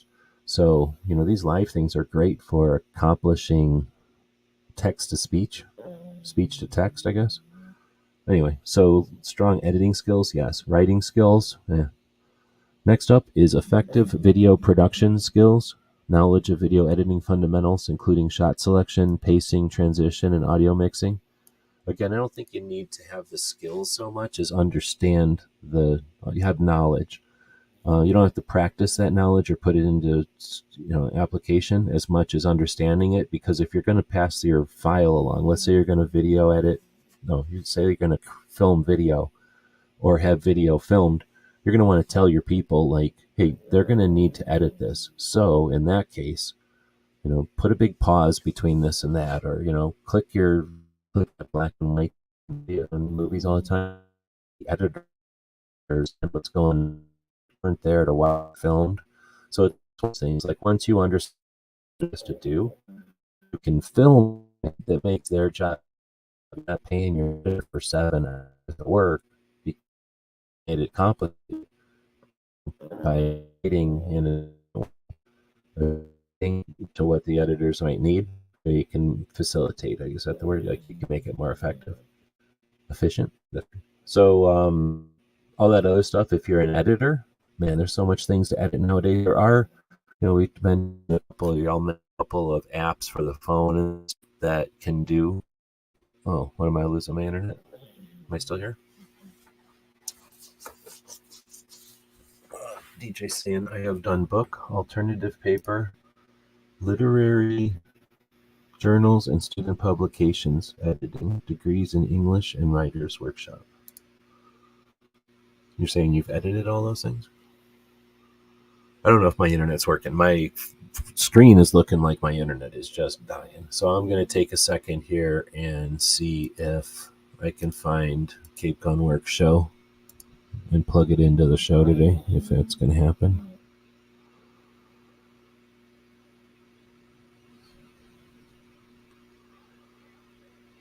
Doesn't look like it. So let me, how do I get over here and scroll down to Keep Gunworks? Go to live. Okay, they haven't posted it yet. All right, so if we're back, I don't know. It still says my internet's bad. So I still get this little indication that my connection, oh, it says now it's fairly good. I might be back at fairly good again. So we're going to get into effective video production. We just did that one. Graphic design skills. Proficiency in creating visually appealing graphics, thumbnails, and social media posts to enhance your content. Again, I think if you can read, like if you can see and you know what's good, you don't have to know how to make it. You just have to know what's bad. So, and you can kind of get into a routine. Plenty of people, okay, thanks for the, plenty of people spend way much time on it, I think. Some people ignore it completely. But I think if you consider, you understand thumbnails are your first impression that you're making out there. So they're necessary to be, they're pretty crucial to your projects. Thumbnails, given the thumbs, what's the word? The significance or whatever, giving them the attention that they deserve.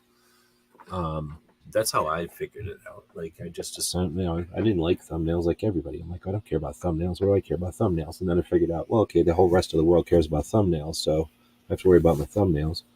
So once you finally kind of get your thumbnail game in or tuned in or whatever works for you, and it's more like what works for your audience, right? Like what works for you is nice, but unless you're very, very common, whatever you like isn't necessarily what everybody's going to like. So if you figure out what people like and you kind of get that down, you can pretty much leave it there for a while. I mean, it's probably never good to leave things too long. But I guess what I'm saying is once you've or if you tune in your thumbnails, I think that'll get you proficient in all this stuff that they're talking about, visually appealing graphics and, getting design, thinking in design, like thinking in creatively, what people are interested in. And it's just a matter of paying attention, just looking at the thumbnails that are successful and taking the elements from them that seem to work and that can apply to what you're doing. Applying them and then seeing, testing. And once you figure it out. But in the process, you sort of learn graphic design in the process. Like it just happens. Big letters that are easy to read, essentially, right? Stuff that pops out at you versus stuff that gets hidden into the background. Those kind of graphic skills. Beyond that, it's more of if you're interested in it or not. I'm going to say with all of these skills and with those softwares too, this can be the same risk, the same problems to watch out for. You don't want to fall into the hole or the pit of being too interested in any one of these. Just like you don't want to like any particular weapon, you should be able to wield all of them. You don't want to be so interested in one aspect of any of content creation that you're not paying attention to the others. Some of them are necessary, some of them are not. You definitely want to be aware of all as many as you can, if not all of them, to some extent, right? So some of these you might have a tendency to just spend all your time on, and that can be just as detrimental as, because it's the same, I guess, as ignoring some of them. So some people will, be 10% of their time on here, 10% of their time on here, 20% of their time on here, and then 90% of their time over here. I think that's how most of us are. Be careful of that, because then you don't realize you're doing 0% here, 0% here, 0% here. So if you attempt to give yourself, if you think of this as a project that needs to be accomplished, or if your goal is something that's worthy of real effort, then you don't just get to play, right? You don't just get to eat dessert and still be healthy, right? You can just eat dessert all you want. You're going to die. So you need to have the well-balanced, all that stuff. So if you really want your project to keep going, you don't have to do everything constantly, but being aware of all these things is really necessary. and giving them some attention, even if you don't do the attention. The best part about all this is, especially with collaboration, the stuff that you suck at, there's somebody out there that's their favorite thing to do. And what they are missing is somewhere to do it for, or some place to do it. And maybe you provide the person, the place, or the thing that they can then do their passion with, and then that accomplishes one of your pieces. And again, collaboration accomplishes that. How awesome would it be if we got all the coders out there to work on stuff that's important instead of instead of just wasting their time? If we had all the marketing people working on our side instead of just wasting their time, all the data or search engine people working on our side instead of playing video games. That'd be the goal, I guess. So, okay, let's get down to social media marketing expertise, understanding of the social media platforms, our audience targeting and content strategies to grow your following and engage with your audience. I mean, that takes some time, and it changes all the damn time. So, much easier said than done. You have to jump in somewhere. This is a fast-moving and constantly changing, lots of opinions. This is kind of like the stock market. Everybody understands the concept. Buy stocks when they're cheap, sell them when they're expensive. Pretty easy to figure out how to do that, how to accomplish it, the order to do it, the way to do it, techniques, theories, strategies. Everybody you talk to is going to have their own. So, same with social media. So understanding that, just get in there. You have to start getting in there somewhere. If you're going to give it 10% of your attention, if you're going to give it 50% of your attention, decide that, start giving it that much attention, and don't think you're just going to get a quick instruction book to learn this stuff. This is one of those things you're going to have to kind of figure out, and then challenge. It's either going to be a challenge or it's going to be easy, but you're going to have to figure it out for a while, and only experience helps you with this. You can't just read a book on it, because if you did read a book on it, if there was such a thing as a book about it today, it would be different 3 weeks from now and 3 years from now. That's why nobody writes books on this stuff. This is one of those things that's been around for a while. It's there, but it's so wiggly and squiggly that there's no way to just, other than to allude to it, there's no way to master it other than to get in there and do it. It's a lot easier to master when you've got a bunch of things to work with, and you've got large things to work with, but a lot of times, just like anything, it's just as easy, if not an advantage, to start small and work your way up into it, because then you just have a better understanding of it than people that come into a job, for example, get hired and get given a giant entity and they're told, here, run this giant entity. It's a lot different if you built the entity to start with.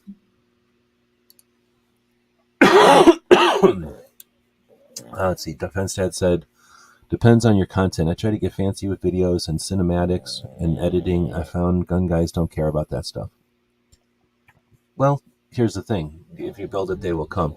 So I've done tons of stuff that didn't exist, and then people went, oh my gosh, this is the coolest thing ever. And then I've done a bunch of stuff that I just ignore, or I keep track of, but I don't dwell on it. But I've done tons of stuff that I've done that I thought was super cool and nobody gave a shit about. Every once in a while, you have to try it again, because you might have just put something awesome up there right as the fireworks were starting somewhere else, and they just weren't paying attention to your thing, or wrong place, wrong time. But it's got legs.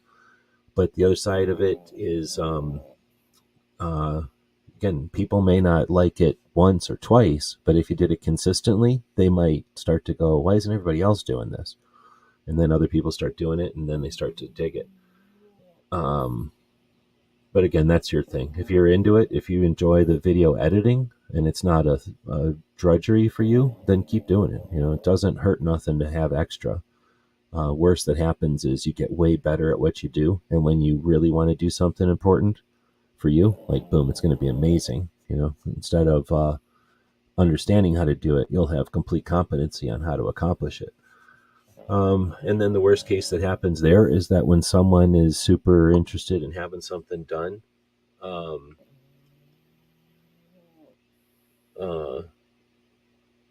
then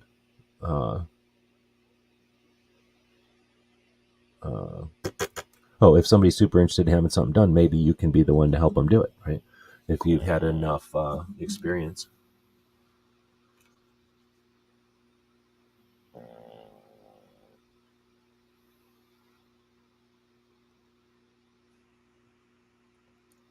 All right, so let's see. Then he said, and Defense Dad said, thumbnails should really be designed like billboards on the highway. If the point doesn't come across in a few seconds, they keep scrolling.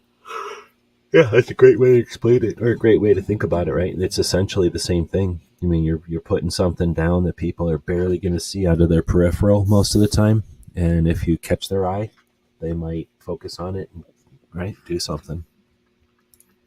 DJ's asking the whole chat, wouldn't it be cool if thumbnails could be animations, like little loops? They kind of do that on YouTube. If you hover over something on YouTube, will it happen over here on the side? I think it will. If I go over here and hover, see how it kind of flips into a portion? So they kind of do that. And if you know what you're doing, then you leave a little something in there for people to find. Like I give a little Easter egg of my puppy every time. Because my puppy co-host comes up and sits in there right when I start the show. Let's see. Oh, snap. First off, this dog gets fed every morning when I check my numbers. If he brings in the money he's supposed to, he gets fed. So this dog got fed today. But since is throwing in a super chat, let's feed this puppy. So a lot of places won't go live. Hold on. Oh, man, what am I doing? A lot of places won't go live and feed a puppy co-host every time a super chat comes in, but we will. $1 and hold on, 99 cents. There you go. You can have the remainder. And then this one is for She Fires, because She Fires has also super chatted in the past. A lot of people have asked, is this his USB cord? Is this to plug him in? No, this is a totally separate USB cord used for something else completely. I don't use that for plugging in him. He doesn't need to recharge. That's not why he's sitting in this charging station. I mean, in this little bed thing that he sits in. It's not electric. It's made out of puppy. I lost my screen. Hold on, I gotta find my screen again. It's over here behind him.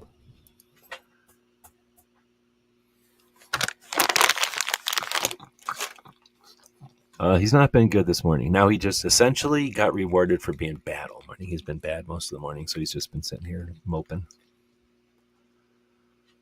Let's see. So let's go back to that one and puppy window down there. She Fires saying, I often think about magazine covers and the short taglines and how they draw you in. Yeah, exactly. That's a good point. We've kind of all, at least some of us, going to grocery stores and stuff over the years have been conditioned to, what kind of stuff works. Contrasting colors, big eyes, I don't know, flames or fires, some of the imagery that you'd see on like the different magazine covers. Is the dog coming to SHOT Show? Assuming I go to SHOT Show, I got to pay $50 to leave $50 a day to leave these dogs behind, and I feel like that's a lot of money to leave them behind. So I'm trying to drag them with me for sure, but nothing's certain yet. Nothing is certain yet. I keep thinking that I should be getting ready for SHOT Show, and then I do other things and I don't do it, and then it's like, dang, it's been another day. I should be getting ready for SHOT Show. I listen to this one show on Tuesday mornings, and they've suggested getting your stuff for SHOT Show in order way before now. But that's not always the case, or not always possible, I should say. It'd be nice, but it's not always possible. So next up is social media. Let's see. Where was I at? Oh, no, it's core skills. We're not even down there yet. Oh, no, we are in core skills. Okay, so we did strong writing, right? We did effective video editing, design skills, social media marketing expertise, understanding. Okay, so both of these are essentially, I've already kind of covered that. Like, you don't need to know this stuff up front, but look at this stuff up front. Look at this stuff every once in a while. And here's another thing. There's an opportunity to talk about this. I think these things are not necessarily that you master them ahead of time. In fact, you can't master them before you have a project. You can understand the concepts before you are in the game. But once you're in the game, you'll understand these elements, social media, marketing, and search engine optimization. These will become more you'll understand these once you've been doing something for a minute. So once you've been doing something for a minute, and then you go back and take a look at social media marketing projects, or I guess something that's like an education or some kind of a walkthrough on social media marketing, and then you look at some of the social engine optimization strategies and tutorials and things that are out there, make sure they're current, because this stuff is critical that it's current. This stuff is useless when it's old, because whatever happens today, the internet changes to adapt to it, and then the internet changes, and then all these things change to adapt to it, and then the internet changes, and then all these things change. So if you look at stuff that's old, you're definitely wasting your time. So you always want to look at very current stuff. But whenever you go back to look at your current stuff, what you've got is the advantage of experience. You've now been doing stuff for a while. And every time you go back and readdress this stuff to see what's new, you're going to find out that you've done something. You've either done stuff already that needs to be done, or you've done a whole bunch of stuff right next to what you needed to do. All you got to do is change it a little bit, and it's exactly what you needed to do, and you've already done it. And every once in a while you figure out you did something completely wrong, but at least now you know, okay, when I'm doing it next time, do it 180, do it differently. But you've already done some things. So this social media stuff, when you go to look at it the first time, you're going to be going, what in the world is all this stuff? Now you're going to go do some things on the internet for a while, and you're going to have gained some experience, and you're going to have earned some numbers, right? You're going to get some views. You're going to get some this and some that. You're going to have seen some things come and go. Now, months, years later, you go back and look at the social media stuff, the search engine stuff, and you're going to go, oh, now I know what that is. Oh, I did it this way when I should have done it that way. Oh, I did this right the whole way, and it just seemed right. It just seemed right to me, and it is right. That's what you're going to end up with this stuff. So you're never going to learn it, because you can't learn it. Like literally, people spend their entire professional time keeping up on this stuff, and I guess some people like that.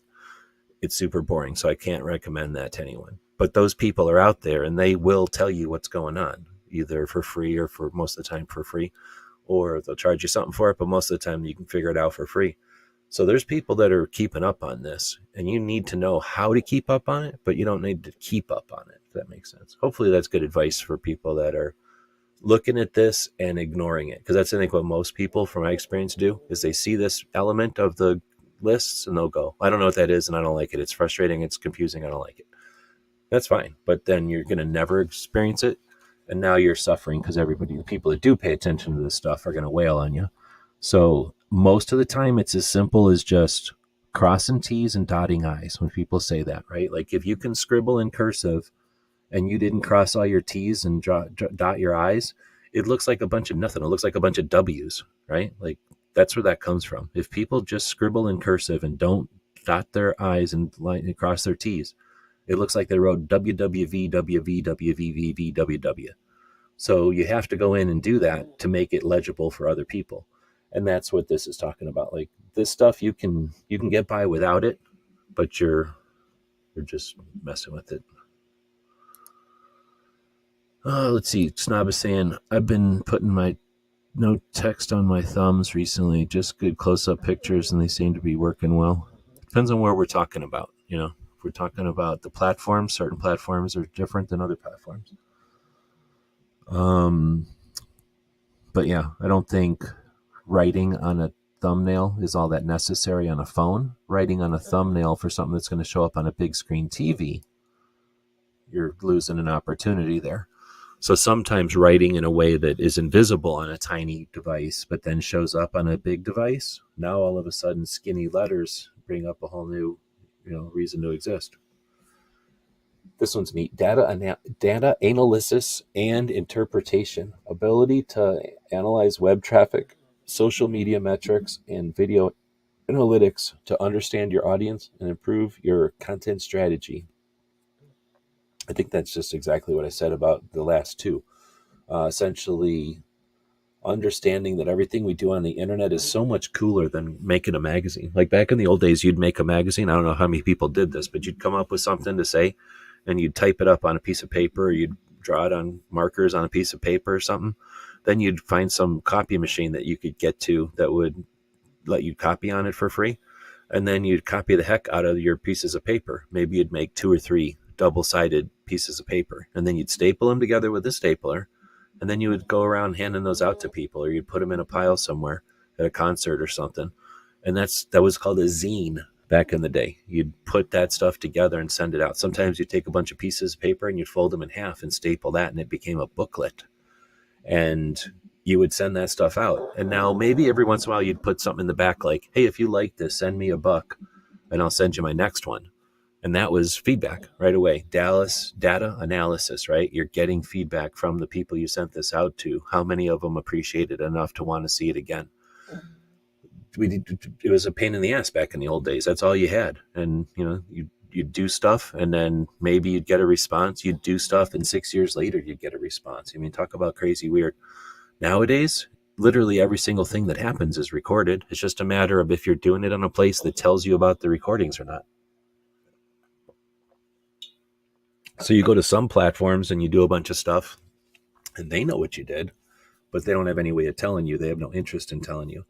But if you go to if you go to YouTube or some Google things and do stuff, they'll tell the person who, like, you go to my website and go around on there. Like, I know exactly where you went. I know what you did, how long you stood here, how long you waited over there, what you looked at, what you clicked on, what you hovered over. Like the computers keep track of everything. And people that are paying attention to this stuff, sometimes they're wasting their time. You can get paralysis through analysis, right? For sure. But again, through experience and understanding, you figure out what to ignore, what to keep an eye on. Just like your gauges in your car when you're driving, you watch the speedometer because that's going to give you a ticket. You watch the gas gauge because that's going to, you're driving or not. But the heat and the electric thing or whatever those other ones are, oil pressure, how many people look at those? And even if you did look at them, how many people know what those things are and what they're supposed to indicate? You may not know what that gauge means, but it's always right there. And this time it's way to the left. That can't be good, right? That's not where it's normally at. I'm going to take it to someone who knows what this gauge means and ask them. That's what the internet is. That's what we're talking about, that kind of stuff. If you know what your dashboard's telling you and if you're interested in it. So you can be interested to any level you want, and you can be way too interested. I'm not talking to people that are too interested. So be aware, like get interested to some extent, just so you know that you're not burning oil or something, so that you're not getting bad gas mileage. And then we got public speaking and presentation skills, confidence in presenting your ideas and engaging with your audience. So that's kind of neat. I don't know how many people think about this, but these conversations that I've been having since 2009 or 10, having actual conversations online. I've been typing with people online since the 90s, and they were pretty ugly. Like, people would really be mean to each other when you type to each other in forums and stuff. I mean, I built my forums back in the day so that we would have a place to hang out that was free of all the abuse on the big forums. Now we have the internet, or we have the YouTubes and stuff, and we have trolls. And there was trolls back in the day too, so they're just different now. But the other side of this is that when we get together and communicate, that's public speaking to some extent.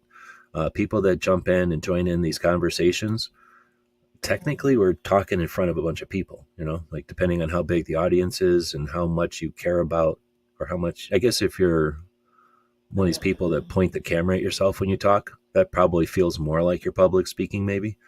But even when you're not, when you're doing like what we do with the podcast thing, you're just talking into a microphone looking at the wall. Technically I'm talking to thousands of people right now. You don't think about it because you just start doing it and you're really talking to the person on the other end of the microphone. I'm talking to DJ and She Fires and Snob and Defense Dad, right? I'm talking to the people I know out there, and then the people I know who are going to comment on the podcast or whatever. And then, I don't know, 1,000 other people, 10,000 other people, who knows? Not on this video, but on some videos, 10,000 people are going to be listening to it. that I think you just get over after some amount of experience or after some amount of time on the clock, right? Like you're just going to not care about that after a minute. It sounds like a big deal until you've done it a million times. You don't care about it anymore.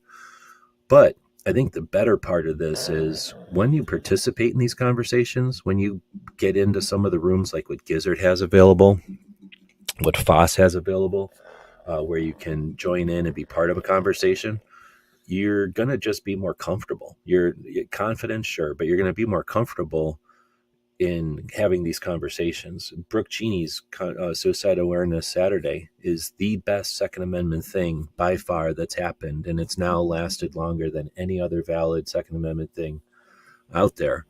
And it's because it normalizes the conversation about mental health awareness and, of course, suicide prevention. So people who rightfully so have apprehension because they're not comfortable talking about mental health and or suicide prevention and awareness of both of these issues. If you've never talked about them before, how are you going to be confident and comfortable talking about them? So Brooks project each Saturday gives me the chance to talk about it constantly. Like I can talk about suicide all the time. Every once in a while I'll think about it like, oh, I'm very comfortable talking about suicide prevention. And some people ain't. And every once in a while, I'll sit up there thinking about it like, oh, in real life, I just talked about suicide prevention very comfortably. And I'll bet you most of the people that heard what I just said have never even said the word suicide this month. You know what I mean? Like they haven't said the word suicide maybe this year. So they're not comfortable talking about these topics. And when somebody comes along and says, blah, blah, blah, gun deaths, they're not able to just quickly jump up and say, fuck you, gun deaths. You're standing on the graves of suicide there, you asshole. Or you ignorant son of a bitch, right? Like there's definite advantage to being comfortable and experienced having conversations about the things that matter. So this public speaking and presentation skill, but getting comfortable and confident in having conversations about those things that matter to us, which is, hopefully expanding the conversation and the challenges beyond our rights and our property, but to, oh, you're worried about the number of people that are dying? Let's talk about fentanyl, 107,000 overdoses last year, right? I'm only comfortable about that because I've looked it up like 15 times. So I know that it's 107,000 and it's jumped 5 times in 1 year. So 2023 is the last numbers we have, 107,000 deaths from fentanyl. That's just the overdoses. That's the CDC. I'm not making this number up. It's the CDC number. It's easy to find. Type in fentanyl deaths 2023 CDC, and you'll find the data 107,000. It's up 22% from the year before. Yet they're going to suggest that the 40,000 deaths from firearms, and knowing that 30,000 of those 40,000 are from suicide, like, in all due respect, fuck you. Like, you cannot be doing that.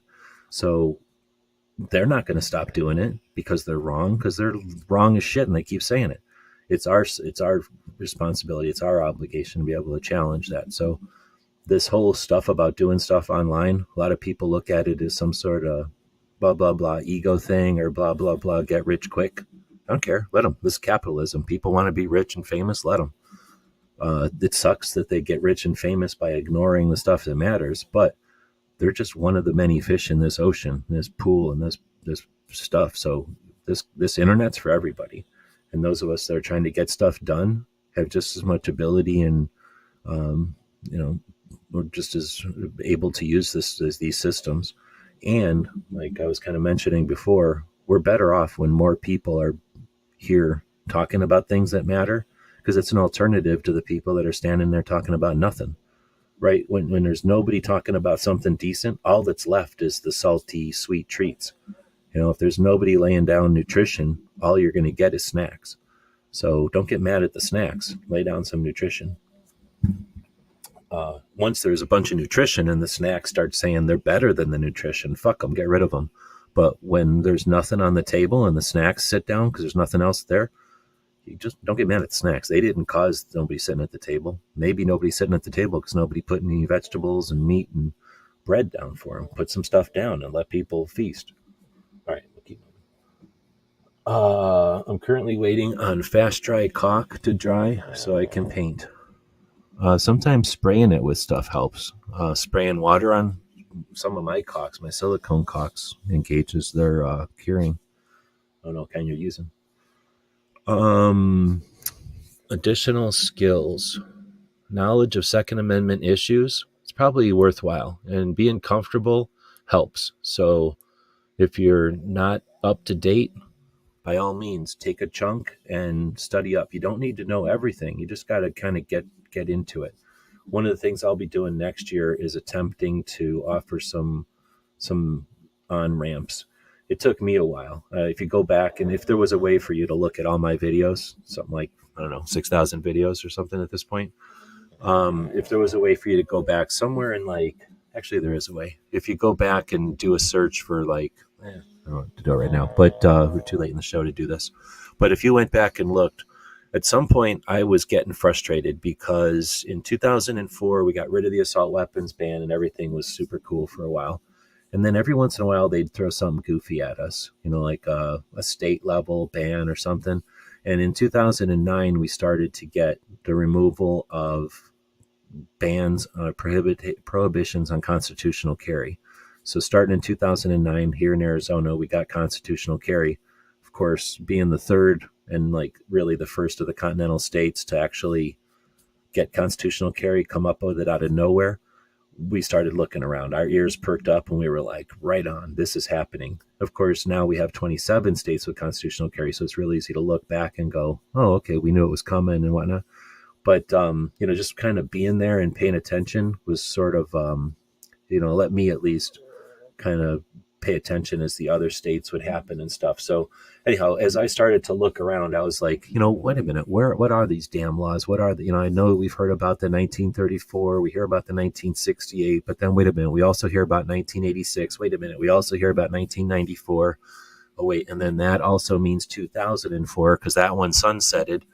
But then we also have the Knicks, and that was 1992. And then we also, so it started to add up. And then you think about, okay, there's Heller, okay, and then there was the McDonald, and then there was Ezel, and then there was Ezel 2, and then there was the New York State Rifle and Pistol Association versus the loser Bruin.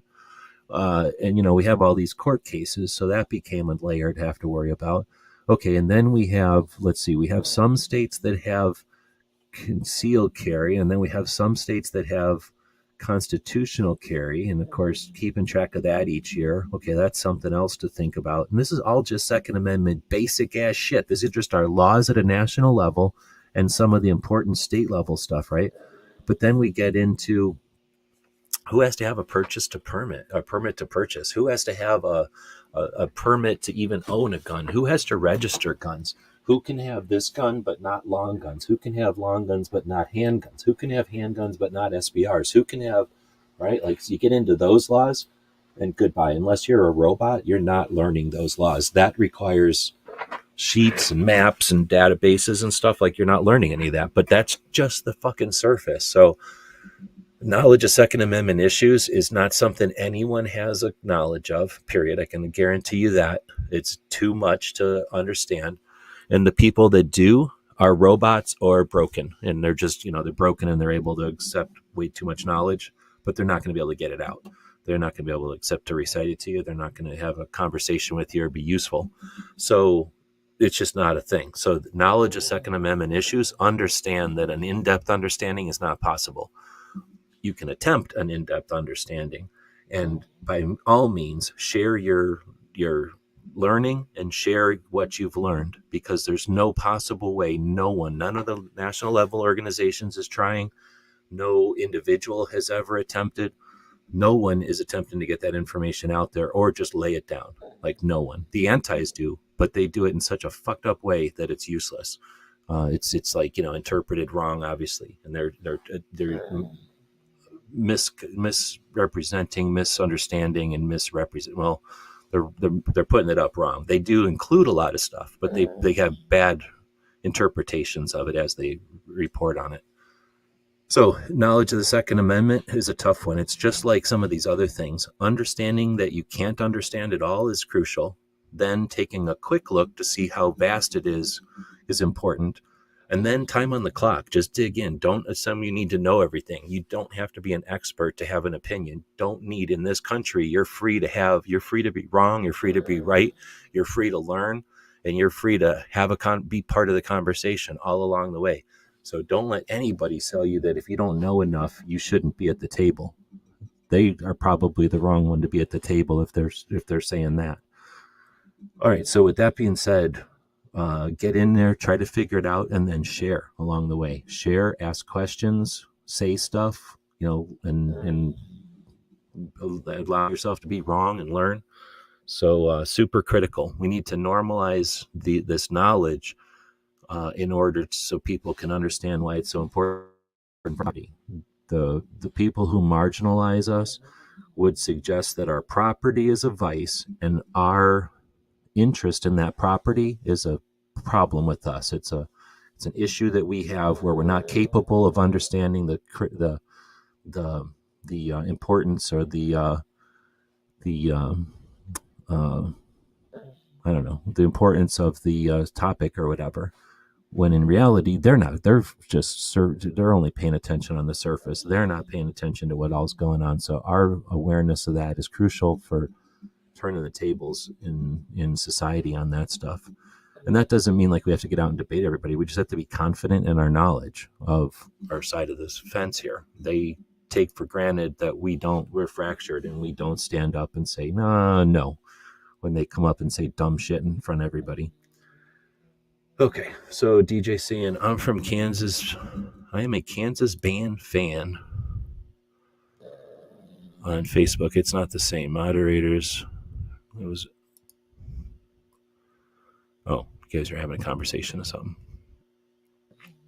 Okay, so the next one is research and fast-checking abilities. So the ability to conduct thorough research, verify information, and present accurate and unbiased content. That's super critical. If we can't, we should be confident because we're right almost always. There's a couple of things that we're dipshits about, but it's dipshits about being my rights, my property. Like, we're only dipshits about our strategy. We're not wrong on anything.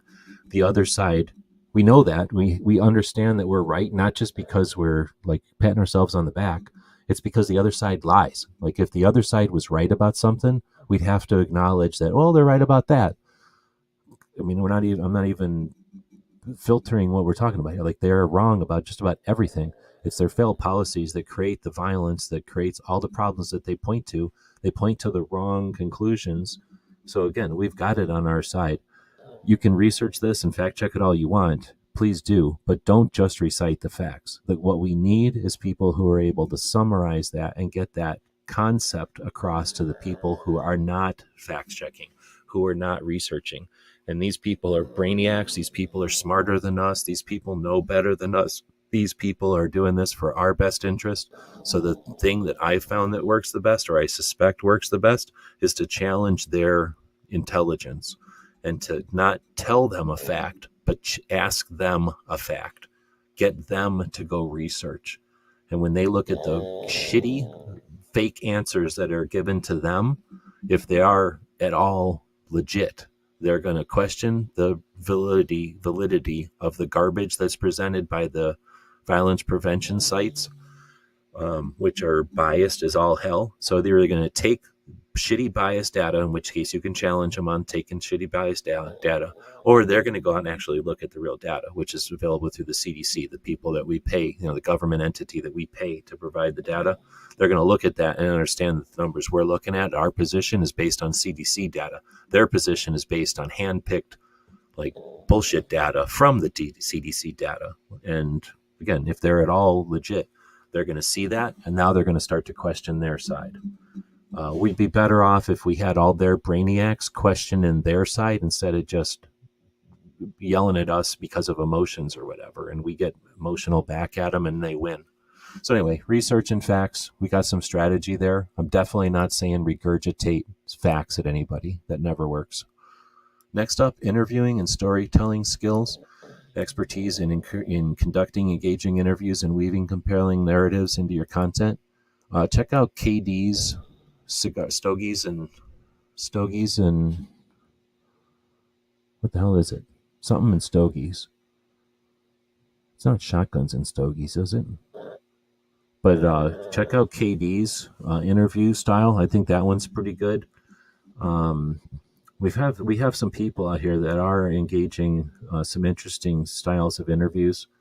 And then as far as weaving compelling narratives, if you're able to go on and to talk about the things that have happened, join the conversation. We need people that are able to weave a compelling narrative. We've got some people that are close to it, and maybe a couple that are actually good at it, but they're more interested in becoming famous and maybe rich along the way. So it'd be cool to see some people in 2A doing that. And if I'm missing anybody in this realm, I'm actually trying to think right now and talk at the same time, so it's not working. There might be somebody here that I'm missing. But anyway, that one would be, I think that one's awesome. I like that one. Next one is community engagement and networking, ability to actively participate in online and offline communities, build relationships, and network with other Second Amendment content creators. We have this. We definitely have this. Hopefully people will start to be a little bit more, what's the word? Like people will start to vet the people. Right now, everybody's just happy to see each other and everybody loves everybody. We don't need to love everybody. We have exploiters in our midst. We have people that shouldn't be here hanging around. So we don't want to just participate with everyone online. Build relationships with everybody or network with everybody, but with the people that are decent and are worth a shit, please, definitely, this isn't super critical. I don't really need to say much about this because as far as I can tell, this is happening. We're not all weird and we don't all we're not Borg or ants or something. We're not all friends with each other, or with everybody, I mean, but the groups that are friends with each other are definitely most of them are doing good work. And as that happens, the ones that are doing good work are going to be obvious. The ones that are sitting around wasting everybody's time are more and more obvious every day.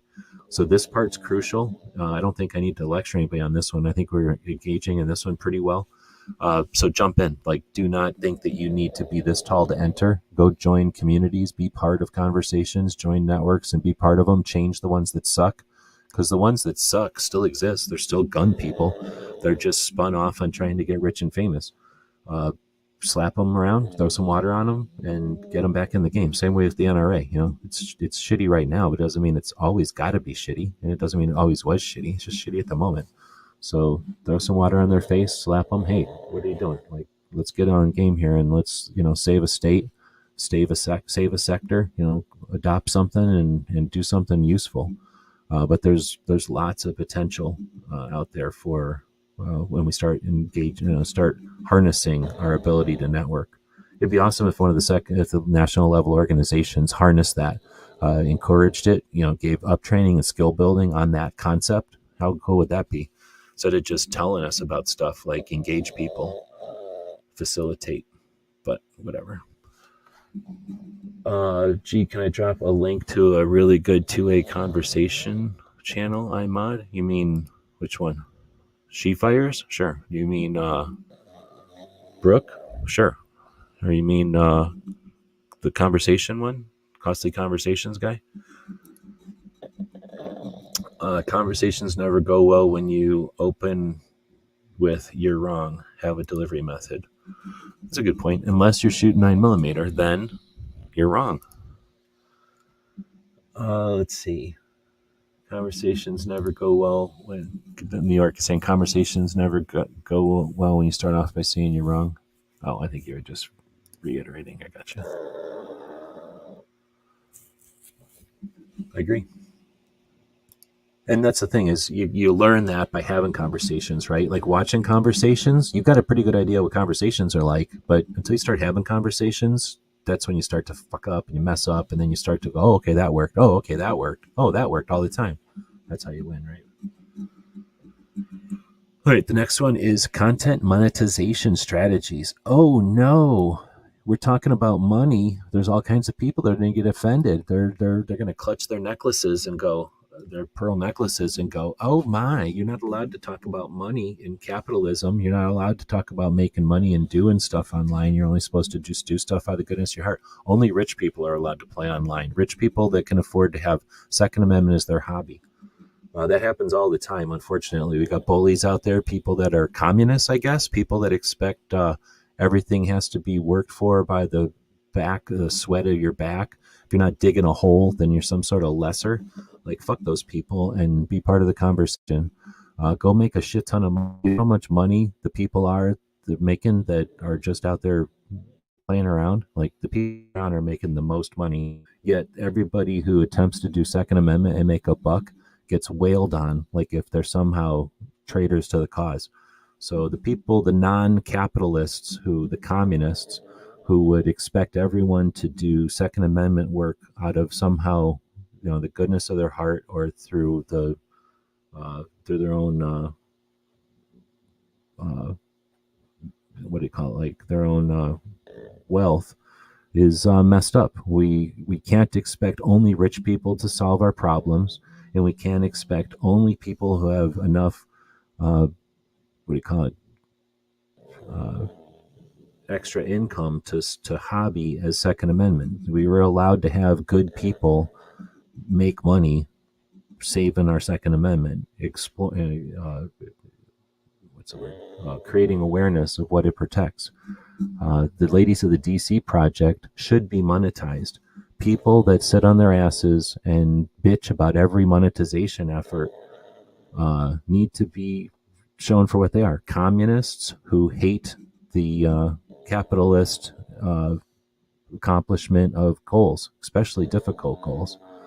So definitely, if you're listening to this and you're holding yourself back because you don't have enough scratch, go make some money. There's a shit ton of money to be made online.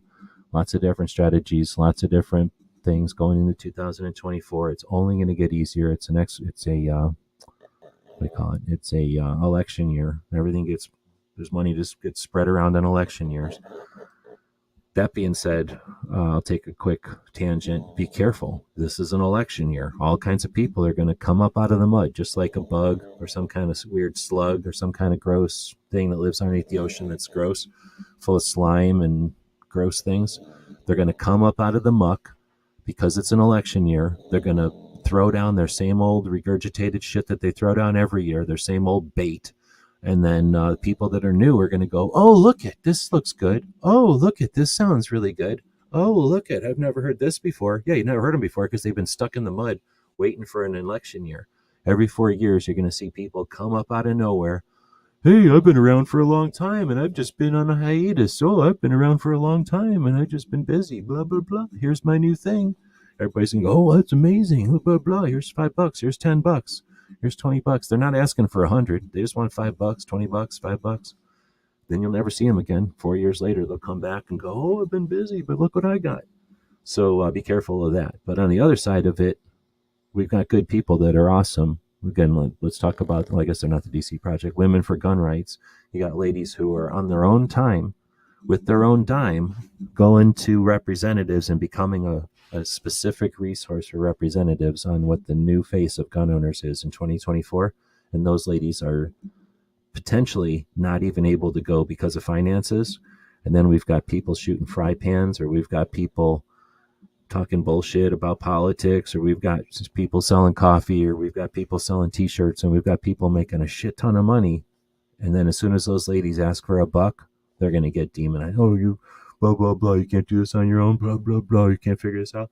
So monetization, it's one of those weird ones. And it's unfortunately the people that are making the most money, the people that are just pulling money off the internet, never get scorned for it. Nobody gives a shit about it.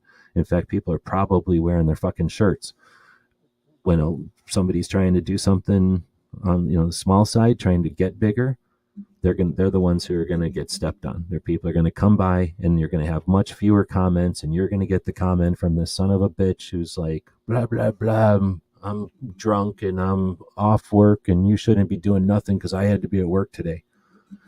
They just expect everything, They expect everything to be handed to them or given to them. They expect everything to be paid for by somebody else. And if you bring it up, then you're wrong. And it affects those individuals. And I bring this up, one, because I've had to deal with it for sure. But two, because I've seen so many people come and go because they couldn't afford to keep doing it. Because as soon as they brought up the idea of doing something to make it worth their while, these assholes who never participate, squish them. They come up and they bitch and moan is with some sort of self-expressed authority that they know the way it should be, and that it's unexplainable why these people would want to actually get paid or get to be able to do something that doesn't cost themselves money. It's messed up. So this is a tough one, and it's something that as capitalists we should be willing to call out communists when they bitch about people making money online, especially in the Second Amendment realm, which is just about impossible to make a buck. And then you look at it as there's companies out there that desperately want to advertise, and nobody's going to let them, at least very few resources let them. And then you've got the potential for a person in the industry to fund useful, effective content. And because of the perception of some lazy fucks who bitch and moan, those people, that potentially doesn't happen. And I'm not saying that I've seen that specifically not happen, but I've certainly seen the potential of that not happening year after year after year. Again, it has to do more in the small side of things. As soon as you get big, nobody challenges the big people and how much money they're making. Nobody goes into a big chat when somebody's making $100 super chat over $100 super chat over $50 super chat. Nobody comes in and says, blah, blah, blah, about what this money's being made. So these blowhards are only going to come into small people who are trying to do something on their own, something creative, something new, and they're going to try to bully you. So if you're one of those people and you're wondering, am I allowed to ask for money? Fuck yeah, it's capitalism. You're allowed to have a capitalistic idea to make something that allows you to do more. And the people that are going to come squash on your shit understand that they're the tiny little people who don't have the balls or the ability to go complain to the people who are really exploiting us. None of them are going to stand up to that $16 million entity in Colorado that sucks money out of our industry, but they're going to complain about an individual, usually somebody who's just trying to figure something out for the first time. They're going to come complain about them like there's some sort of an authority. All right, I'll quit bitching. But hopefully if you're on this fence on this, don't even be. Get in there, start making some money. Don't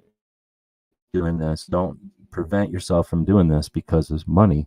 We live in a very rich country, and we're in a community that makes money hand over fist. Every time we get scared, making money, we're secure. Anytime a new technology comes around, making money, come up with a new from us, we're making money. Remove a law, or at least as the industry makes a lot of money. Every once in a while they don't. Most of the time they're making money, and we can't ever most of the normal revenue, most of the normal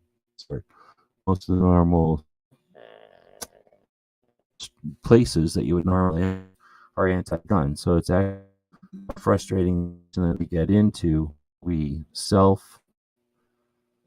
limit our immunity, and it's usually a couple of loud sons of bitches that bring that shit up, that are so lazy worthless that they're not even entrepreneurial or able to understand what the cost of business is, because they've never done anything work for a in their lives.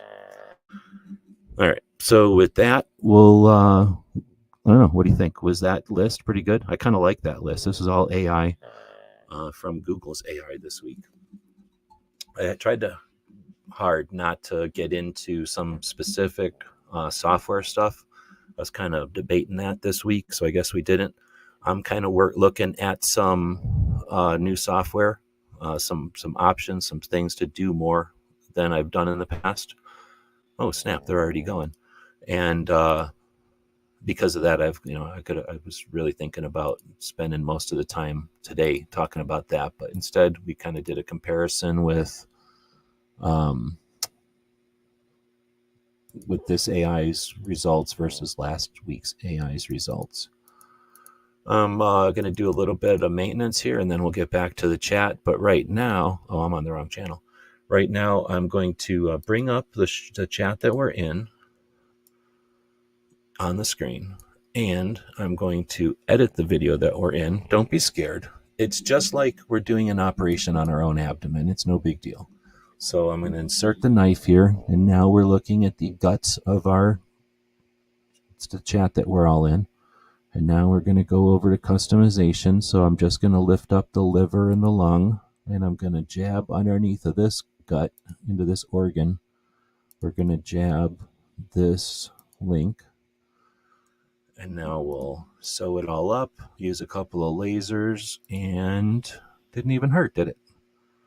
Now we have a link to a Tuesday, which is already in the works. So if you're interested, one of the reasons I do this show on Tuesday morning is to send people over to 2A Tuesday, which is happening over on the Cape Gunworks channel. By far the best radio show that happens each week is Rapid Fire Radio, which will happen tomorrow. And kind of a warm up to that, on Tuesdays, Toby goes live on the Grace Curley show in Boston, I think, to do a 45-minute segment called 2A Tuesday. So I do this show. I did the show a little bit late today. That's why we smashed into it. But I do this show as a opening act for Toby's show, both today and tomorrow. And that's because I like their show so much. I'm happy to do it. So we're going to recommend you send... or we're going to recommend that you head over there after this show's over. I will remove that so I'm quit being distracted. I seen SheFire sent over a $10 super sticker. I'm going to start doing a thing. I saw this girl that I follow on YouTube about Amazon stuff. She did a cool little project, or she did a thing. She's using a thing for a place I haven't used before, but I think I'm going to try to do consulting, and it's like a scheduling app, like a calendar scheduling type of app to do consulting. I'm going to try doing that, and SheFires, I'm going to see if there's some way to give it credit, but I'll take all the super chats and super stickers and stuff and add them up. YouTube remembers all the ones you've done, and we'll give you as much credit as I can. So if you ever want any one-on-one, you're welcome to it. I do appreciate the financial support, since we've been talking about being capitalists here. Let's see. I think a fart is a jamming cloud manufactured by China. I don't know about all that. I did listen to an interesting conversation about Missiler, the person who runs the Minuteman nuclear missile silos in Montana. They talked a little bit about those balloons that got shot down last year, or was that this year? But what China's capable of, I think I have a fairly realistic opinion of what China's capable of, and I'm not too worried about China. Well, I base it off of listening to my interview shows that I listen to, and so many analysts that are not too concerned about China. I'm not as concerned about China as some people.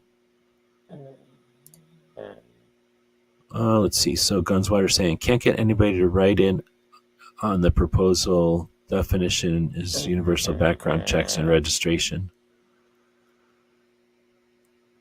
Yeah, essentially. I mean, it's not even a slippery slope. That's essentially what they're doing, because they're suggesting that you can't sell a gun without going through all that, because they're going to decide what number of guns you can sell now. So it's essentially that. I mean, there's no way to not interpret it that way. Let's see. Outcast is saying the trick to life is to not expect much, and then when good thing happens, you'll be happy. I get you. I mean, that's definitely a nice perspective on it. However, I think we're allowed to be ambitious, and we are allowed to set goals. And I'm not going to suggest that it's necessary to set goals. I think you're also allowed to just do what you want, right? You can allow things to happen to you. We're free to do that. But I don't think it's a bad thing or a greedy thing to set goals, and then either achieve them or not. Setting a goal is a goal; it's a place to work towards, right? You're not guaranteed to get there, but I don't think we get very far if we just expect not much to happen. I want a lot of things to happen, and then I'll interpret my results, good or bad, once I attempt. So does that make sense? Like, I hear what you're saying, though. Once I set off towards the goal, I don't get too caught up if the goal gets reached or not, because you can always set another goal, right? But I guess I'm just trying to be cautious about setting the goals too low. Because if you set your goals really low, you hit every goal. You're awesome. You never lose. And we fall victim to those people all the time. Those are some of the laziest people out there. They set their goal 1 inch off the ground. They achieve their goal every day, and they walk around like they're amazing because they hit every goal they've ever shot at. They just never shot at anything ambitious before. And you don't have to shoot for everything ambitious all the time, but just being aware of that is what we're going to be aware of. So with that, we'll wrap it up. I had planned to give out these eclairs today, but no one wanted them, so I guess I'll have to eat them. So I was going to hand those out today for free, but nobody wanted them. So I guess we'll have to end the show with me and the pup. Well, the puppy can't eat an eclair because the eclairs have chocolate on them. That's deadly poison to a puppy. So I'll have to eat them eclairs. Y'all can look underneath your chairs. It's possible that somebody left a snack under there for you. I'm going to recommend you head over to Cape Gunworks after you check out our gear website store. If all this talk of capitalism got you all hot and bothered and you want to spend some money, I'm going to let you spend some, or I'm going to encourage you to spend some at our store. Or head over to our Patreon. Be one of the people that makes this show possible. There's not a bunch of commercials. I don't care if you buy this cactus, even though it has the perfect grip angle. You can put your red dot right on top of there. Look at how comfortable the angle of the trigger is on this thing. Like, I don't care if you buy this or not. I got plenty of people doing stuff on other places that are making the rent and stuff like that. So the Patreons are making it possible for us to have 3 servers running. So pretty soon those will start getting some boost. They keep bunches of websites going. They give us time to work on these social things over here. But really what we're doing is we're taking we're taking these concepts and we're shoving them out there to people, hopefully get challenged and inspired to get out there and work and act. On Mondays, we try to get the word out about people who've already been doing that. Wednesdays, we'll have a little fun with the game show. Thursdays, it's all about training and travel, right? And then on Fridays, wrapping up the week. I guess technically on Saturdays, we do the gun questions, and on Sundays, the knife show. But whatever, we don't really count the weekend shows. But no, I get you. I get what you mean.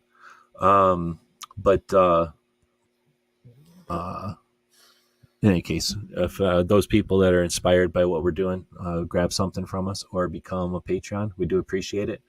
Like I said, going into 2024, things are looking pretty good. And I'm stoked because it's an election year and we've had a couple of years now of good projects. You've seen the DC project evolve into Women with Gun Rights, evolve from a national level to a national and local level. We've seen Girl in a Gun, kick-ass, National Association of, African American Gun Owners, NAGA, they're kicking ass. That's a bottom-up kind of competition to the NRA. We've got, the national level organizations sucking, essentially. I'm just going to say it. Like, they kind of sit there and suck. So that means smaller organizations have something to accomplish. They have some something to work for. So we're sitting at a pretty good time in 24. As I get more and more time to work on the projects that I've worked on in the past, I'm also coming up with things that need to exist or that should exist. So usually when I come up with something that needs to exist, I look around and figure out that somebody else already figured it out and worked on it. So most of the time when I discover or think of something, it's just a matter of discovering. So I'm looking forward to seeing if that continues into 24. We'll know at SHOT Show, kind of the finger on the pulse of what the community's thinking going into this election year. We'll have a little bit better idea who's running for office. But yeah, we've got a pretty interesting time ahead of us. And while we've had worse times for sure, and we've probably had a couple of better times as far as going into a year, this is an interesting one for us and for us personally here at this channel, but also in general. I think we got a pretty interesting year. A lot of potential going into next year.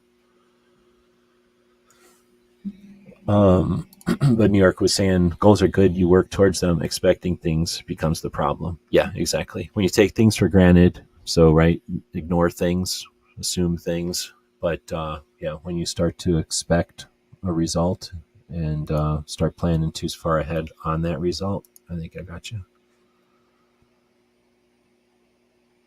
And now they're talking about guitars. So again, thanks to SheFires for the money. Appreciate the super chat. There we go. And we'll wrap this one up. So I'm cramping into Toby a little bit, but if you're interested in listening to something right after this, the robots will recommend that you head over to Cape Gunworks.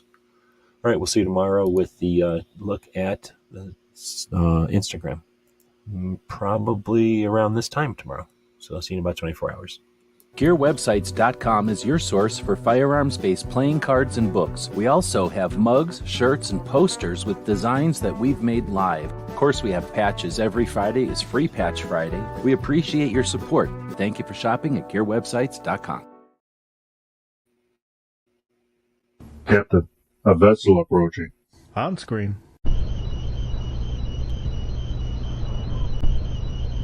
We're being hailed. Every weekend over at GearWebsites.com, our online store, we have Free Patch Friday. And that means that every order placed on our store on Fridays is going to include at least one free patch. So that's every order with no coupons, no minimum order, no codes needed. You place the order on Friday, and when it arrives to you, it's going to have at least one free patch. Your support means a lot to us, and financial support is critical. So thanks again to the people who keep us online through purchases at GearWebsites.com.